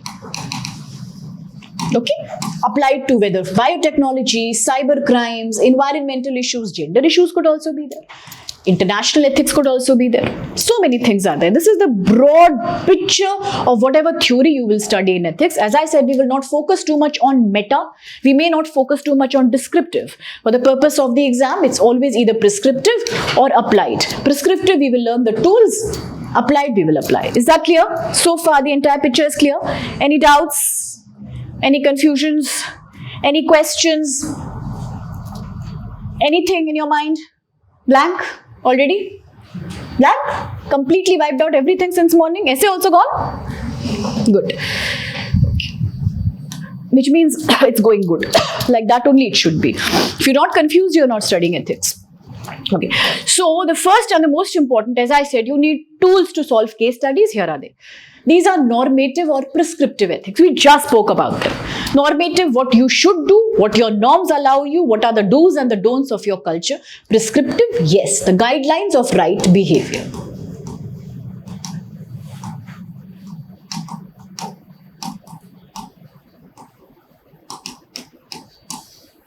This itself becomes your normative ethics. Now, under normative ethics, let's begin talking about deontology a little bit, because deontology is one principle which is used majorly in solving various kind of case studies you will see. You will also apply them. In the last few days of the lecture, let's take up case studies and I'll show you how to apply and justify your action using these principles here. But what is deontology? So, deontology is a principle in ethics which says that any action, whatever action a human being is taking in any given situation is best or it is justified, it is absolutely appropriate if it is protecting or if it is creating moral rights of those who are the victims of the problem. Okay, this field of ethics or this principle of ethics also says that generally people believe that human beings are treated as just products. Human beings are generally treated just as the end recipients of all the action that's done. Today as an administrator, I take an action that I implement caste-based reservation. I am not bothered to understand what impact is it having on the people in real life. Are they happy about it, or how many people have I harmed? How many people have I protected by taking this action? Deontology says exactly that. It says that whatever your circumstances are, whatever your situation is supposed to be, main thing to understand is that all humans who are impacted, who are the victims of your decision as a professional, they have a dignity on their own. They are humans at the end of the day. They are very, very important. They have freedom, they have liberty, they are beings with an understanding, with some kind of a logic in their mind. So treat them with dignity. They have a right to be treated as ends and not merely as a means to another end, which means you should not use people to execute your own purpose. Always understand that ultimately you have to be sensitive towards the recipient of that action, whosoever is the person on the ground. As a person, you must make sure that the dignity of that person is not compromised. You are doing something to help that person. That's the most important thing to remember here, which means that the means that you are using, the process that you are using, is more important than the result that has come. A small example could be, suppose if a plane is going to crash, now what option does a pilot have? Maybe in the limited and in the difficult circumstances, the pilot is trying his best to save the lives of people. But if it is coming from a call of duty that he has tried his really best to save that life, but unfortunately, even if it could not help, even if the plane did crash and people did die, but at least the effort that he put was in the right direction. So that is justified. Even if you fail, it doesn't mean that you have not done the hard work enough to pass the examination. So outcome or the result will always not decide whether your process was valid or not. What matters is that the process that you took was valid. The means that you followed were justified, and that's what deontology talks about, that the ethical action which is trying to protect and respect, and which is done with the right intention in mind, it is done in such a way that the means that you are using, the process that you are using is absolutely correct, it's absolutely ethical, then that becomes much more important than the result that you have achieved. It's okay, maybe the result was a failure, but at least you did the process in a very ethical manner. Similarly, as a doctor, if you chose not to save the life of a patient, but you tried your best to, given all the circumstances, you followed all the ethical principles, now unfortunately still if mortality has happened, then that's okay. There is nothing you can do about it, provided your means were fine. So which means ends should not justify the means. Ends can be anything. The means have to be justified in their own way. The means and the actions you take to achieve that result should be ethical in every way. And that is a more important thing. That's what we should always keep in mind before doing a solution to any problem. Is that clear? No? Not really? Ambiguous? Okay. Say for example, all actions done by human beings why are they done? Obviously, they are done to achieve some result. Suppose if a building is being constructed for a school or a hospital, the entire process of construction, there is a target, there is an end that some people will use it. It will do some kind of social good. But tomorrow, say for example, before completing the project, there was a legal thing that came in between and the project could not finish its deadline. They say that they are not ready to give it the license to operate a hospital or a school in it. So here, the outcome did not happen as desired, but the procedure that was followed was done with a good intention in mind, to do something righteous. Later, unfortunately, some unexpected complication came, it could not happen, but does that mean all the effort was wasted? No, it was not. If it was done ethically, if it was done to achieve something that is morally beneficial to the people, then it is considered good only. Do you understand that? Now, do not judge a process by its result always. You study for the exam, unfortunately, you did not get the right mark. That's okay. That's okay, it happens. But if you've done ethical hard work, probably it will pay you at some other point of time, right? Rather than a student who has cheated and then stood first in the class. Now that is not something that is ethically justified. He may have passed, but that is ethically a wrong thing to do. You may have failed, but your process was ethical in every way. It was done towards the right end. So your end should not justify your means. You have done your best. That is deontology. You have used the principle of deontology. Right effort, right ethics to be followed, and yet if the outcome comes good, if it doesn't come, that's fine. It doesn't undermine the process. Is that okay now? Yes. I can't line up the text over there and you're missing it. I can't. What exactly are you missing on? Yeah, I understood that the process is more important. It has to be justified. And the text over there, the first 2 points, explain something else to me. I can't. What do you understand by that? It talks about the more rights of the victims or the dignity of the victim. That's another application of deontology. We'll come to that. First, let's understand the main fundamental logic behind that. That what do you even mean by the whole big concept of deontology? Just to understand that means are crucial. than ends. Process is ethical and that should be important. Consequences and results come later. If that much is clear, we'll apply it later in a different context. This basic thing you understood? Okay, good. Now, having said that, this entire concept of deontology also has certain other important implications. Let's see that also. Say, for example, Immanuel Kant is a very crucial moral philosopher whom we use when we study philosophy and ethics. He has given a concept of categorical imperative. Okay, categorical imperative. Categorical is very important. Imperative is something that you need to do. It's a requirement. Now, this categorical imperative policy of Immanuel Kant has two principles here. One principle is known as the principle of universality, coming from the word universal, of course. Another is principle of reciprocity, coming from the word reciprocal. Reciprocal, give and take, exchange between two people who are in a same situation. Now, when we talk about Immanuel Kant's categorical imperative, it's made up of these two subcomponents: universality, reciprocity. What is universality? It means that suppose you say that there is an action, there is something that is morally good. If it is morally good, then it should be applied to all people, majority people. For example, French Revolution gave you rights of liberty, justice, fraternity. That was an end result that was achieved after the whole big French Revolution, that people should be equal, there should be a democratic government, rights of people need to be respected. But today, even if we talk about India, we talk about any other country that's free, we will use the same principles.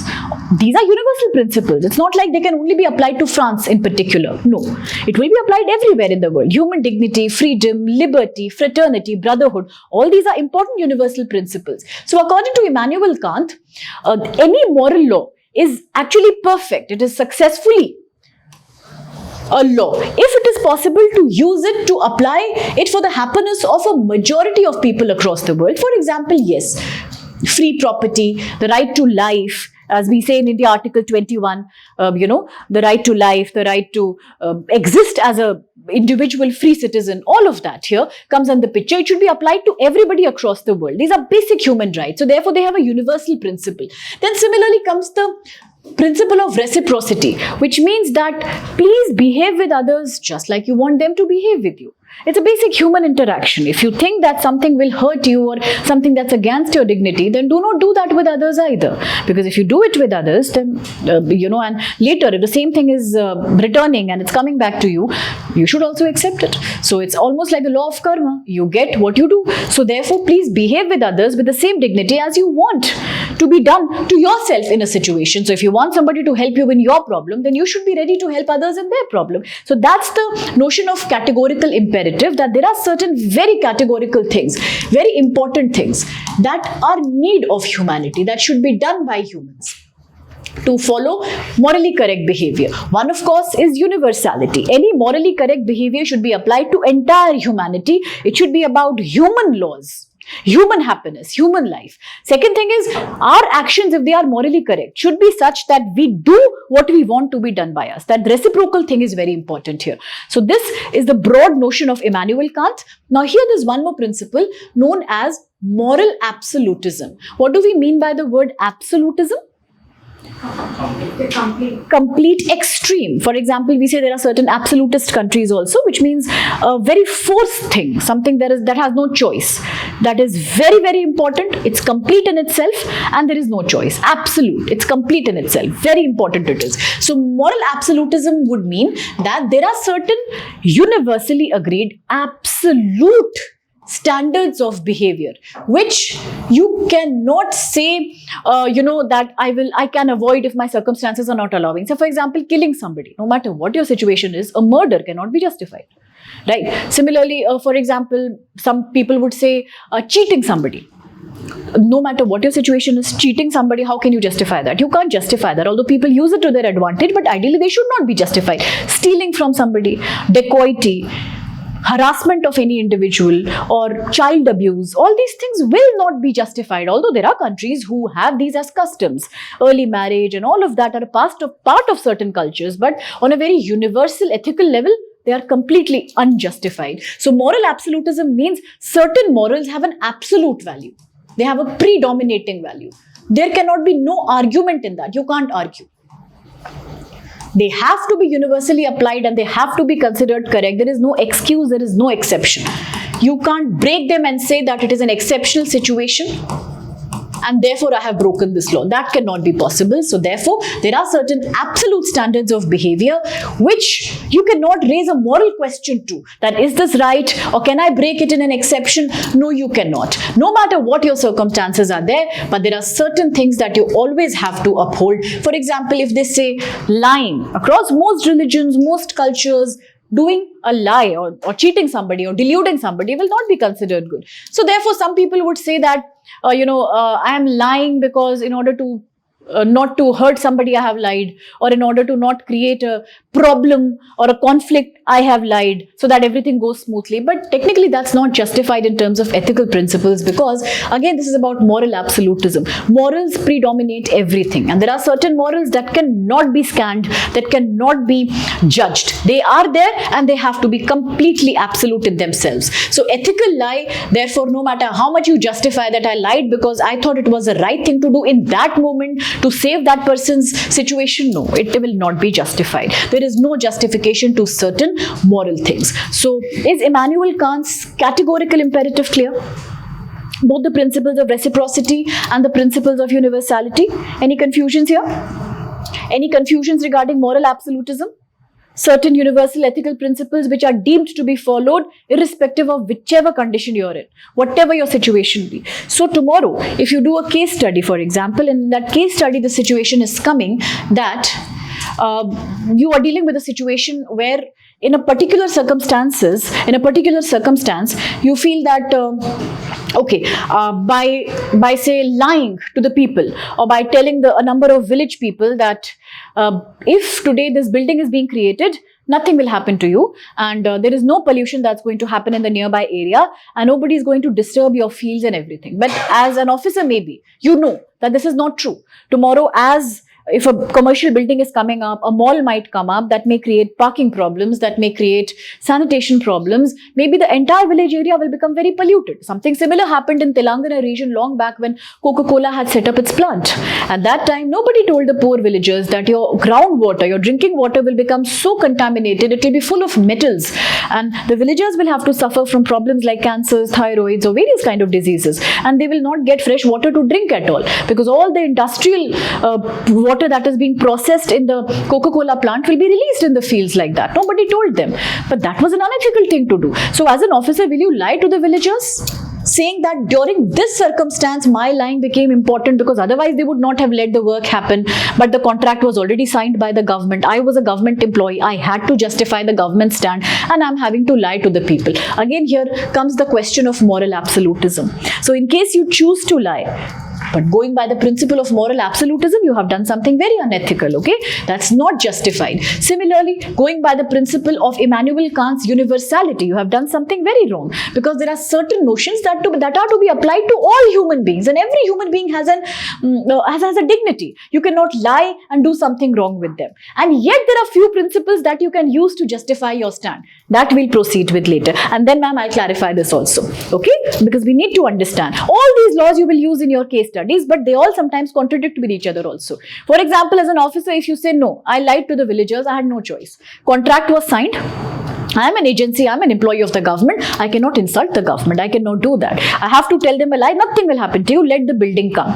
There you might argue, I have used the concept of utilitarianism. That's a different concept altogether. It means more good to greater number of people. In that process, if somebody's happiness is getting sacrificed, let it be. So that sometimes we can use to justify. But moral absolutism, universality, you cannot use. Using these principles, what you've done is completely wrong. Completely incorrect ethically. So broadly, this is deontology. If it's new and it's confusing you, we'll come back to it. We'll revisit it as we finish all the normative ethics. So this is one most important one that's used. That just remember Immanuel Kant's both principles and moral absolutism. I'll break it down more for better understanding. Similarly, in the same light, as we are continuing the argument on moral absolutism, there is something known as divine command theory. Divine command theory says that if any action is considered correct, if it's a very age-old principle, a very Biblic principle rather, that any action depends on the fact that if it is performed as a duty, then it is actually considered quite okay. Now, slightly confusing, but what it really means is that if I am on a call of duty, if I'm a soldier, I'm fighting a war, I may not want to kill another person. It's a murder. But at that time, what choice do I have? As a soldier, I will not see it like a murder. I will see it as an action to save my country. What am I doing right now? I'm doing my call of duty. Of course, I'm killing another human being. But if I don't kill, he will kill me. It is about call of action. It's about clearly the call of duty. As a police officer, I may not want to hit somebody. I have to hit maybe for a very small crime. But what if we are hitting encounter? I don't want to do an encounter. Again, it's an act of murder, but I'm doing what to do. That is my call of duty. So any action that is being performed only because it is your duty, then it is justified. Even if its consequences are not good, are not desirable, or not something that you wanted to happen, is not something that you are morally agreeing to, but there is no choice, because at that moment you are acting as an agency of your job, as an agency of your duty. So which means in terms of divine command theory, command again, order, the call of duty. Again, a very fundamental concept of deontology. It's a part of deontology, as I said. It's a flowing part of deontology. All these are deontology. These two, this and this also. So again, as per deontology, if I am a duty-born person, if I am following my duty, in that process, if there are certain sacrifices that I'm making, if there are certain things I'm doing which I don't like, which do not have a good consequence, it's acceptable. Because anything you do as an agent of your duty is always considered morally correct. That is deontology. Okay? Now, according to the universality, if I'm doing something better for a huge population or something, then it's right. Right. Yeah. That's what it states. That is basically utilitarianism, what you're saying. Okay. And divine command theory says that if it's Call of duty, then you have to do it. So, can this Coca-Cola incident be justified by this divine command theory? it can be. So when you write your answer and when you say that why did you take this action, so there you have to say that it is definitely justified by deontological principle of divine command duty, that anything that's done for executing my duty is valid. But at the same time, if a question is specifically asking that analyze your action from the perspective of say utilitarianism, what would you do? In that case, you'll have to see that again you have chosen to do something which is doing more good to a majority of people. In the process, you had to sacrifice some people, and you had to sacrifice universality also. There are always debates. Universality, as if it is providing like jobs and all. for Absolutely. People around. So can I define my answer through that as well? Through that, maybe not. You can also use either this principle or you could use utilitarianism.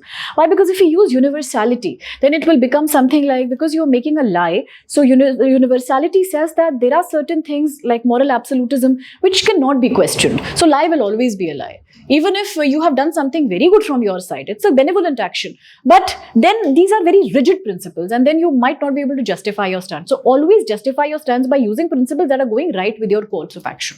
Okay, that's important. So any question? No? Okay. So, ma'am, Yes, please. how can we decide what theory overrides what? No, you can never decide. You have to justify your own stand depending on that situation of that case study, what it's asking. Suppose, for example, in the last class, we had discussed a case study. It was about earthquake hit region. And I have also mentioned this to you, I think, right now, that one patient was needing blood transfusion. But technically, as per medical conduct, medical ethics, you cannot give blood unless that blood is tested for any other disease. It could be HIV infected, anything is possible.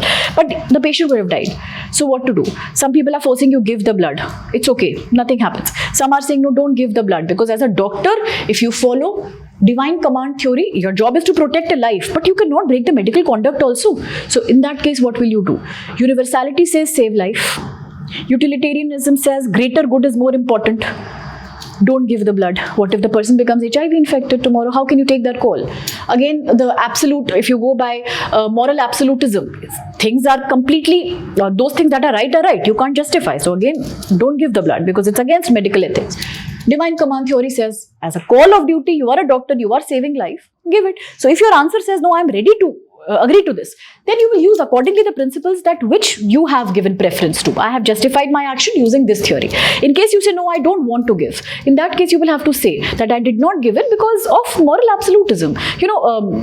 Lying and without taking consent of the patient, their family members, in such a bad situation, I decided to do this. Tomorrow, if they have a bad life, if they contract diseases, who will be responsible? So it is always like you'll have to choose the stand, any one stand, and you'll have to back it up by using these theories that are available to you.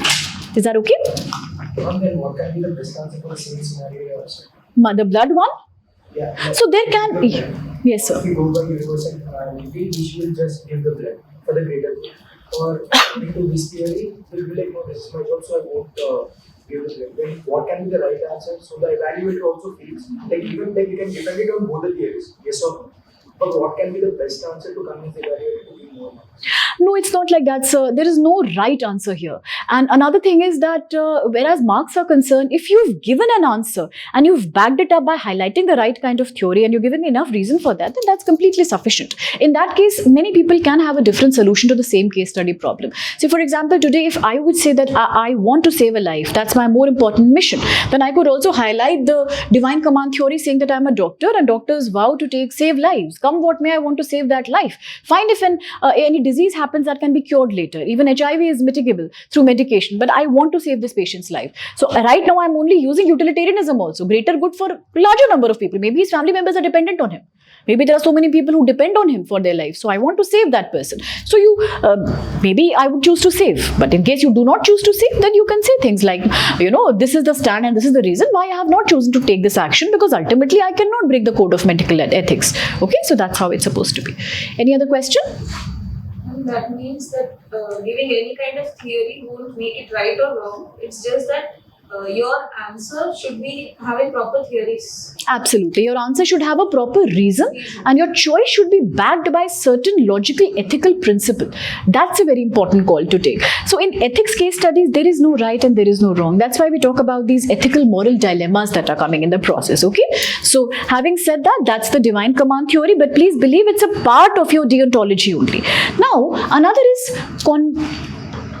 contractarianism. What is that? According to this perspective, moral laws are the ones which are agreeable to a larger members of society. If a majority is agreeing that this moral ethical rule or value is correct, then it is correct. So this brings me to a very important theory. This you may have studied in polity or even for that matter in sociology also, I think. This is known as Thomas Hobbes' social contract theory. Have you studied this before? You may have, you may not have. Contract means an agreement, of course. Social means something that's being done by a society. Okay. So as per the social contract theory, people in a society, everybody wants to enjoy their freedom. Everybody wants to enjoy their liberty. But they all know that if people live together in a society, then there will be fights, there will be conflicts. One person may take another person's share of things, resources. There can be dacoities. There can be too many conflicts that erupt.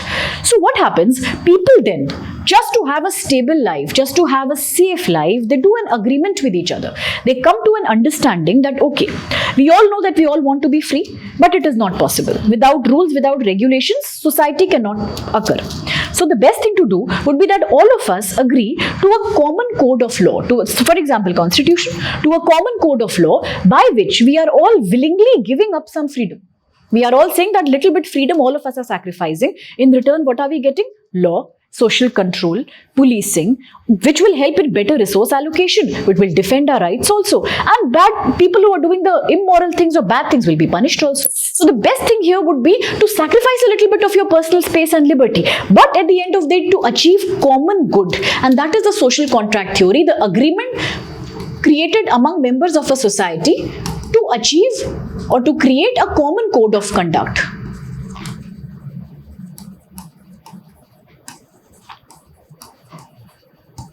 which is agreed by the majority. It is coming by majority agreement. As I said, your constitution is a very good example. Even in a village for that matter, a panchayat rule is a very good example because many people are coming and they're signing up for it. That's why it's called a contract. So it is important because this then will be considered as a very unbiased document. Unbiased document because it's created through majority agreement. And tomorrow, if there's any problem, if there's any moral dilemma, this agreement, this rule, this code of conduct will be used to solve that problem. So that is known as contractarianism. Okay, very simple. That anything that applies and that's coming as a law or as a rule by majority people in a society will be considered valid only. Then that will not be a problem because we all have willingly agreed for that. Now here certain other questions come into picture. Like for example, when recently one terror accused was brought to New Delhi from the US and then punishment was accorded, a lot of human rights activists were erupting in opposition. They said that giving somebody a capital punishment or by punishing this terror attack accused is not a morally good thing to do. In that case, again, it becomes a moral dilemma. Things like corporal punishment for criminals who've committed crimes like rapes, child abuse or murders, what to do, how to deal with them. Some countries' laws would say that lifelong imprisonment is fine. Some people will believe in executions, killing. Some people would say no, give them a chance to change themselves through remedial measures such as therapy or counseling or, keeping them in shelters where they can learn how to come back to society. Again, these are very, very debatable topics. How to deal with a criminal. So in that case, certainly sometimes we refer to the theory of contractarianism and say that to give punishment, if your law, if your IPC, for example, in India, if the constitution, if the Indian Penal Code is saying that for a certain crime, including murder or molestation, if the punishment is lifetime imprisonment or if the punishment is execution, then it is okay. Then it doesn't matter if the moral right activists are saying it is not okay or you should not kill a human being. It is justified. It is justified because your constitution is the biggest example of the law of contractarianism. Together we have created this document to solve problems like these. So today, to go against that will not make sense. Something similar was highlighted by the government when back in 1979 and once again back in 1989, there was a whole big debate about giving 27% reservation to the OBC. Okay, so at that time by the Mandal Commission, when the recommendation came, a lot of people in India, the upper caste, especially Brahmin youth, they had protested saying that there is no need to give any extra reservation to the SEBC community because reservation is becoming too much. We all know the Indra Sahni case that how reservations have already crossed 50% limit, much beyond the constitutional mandate. So all these are again debatable. But how does the government justify its stand? The government says that even if you talk about Article 15, there is a sub-clause which says we should provide for promotion and protective reservation for women and members from the backward caste, whether it's in education or in employment. There are directive principles of state policy that allow for reservation or positive discrimination. So today, if we are choosing to give them, then why are people criticizing? We are doing something that is already agreed to and made in the constitution. So that is contractarianism. Many times you will notice government will take certain measures which some people might oppose, but then government will justify them by highlighting the principle of contractarianism, that if something is coming out of common agreement, it will be implemented whether people like it or whether people might not like it. Okay.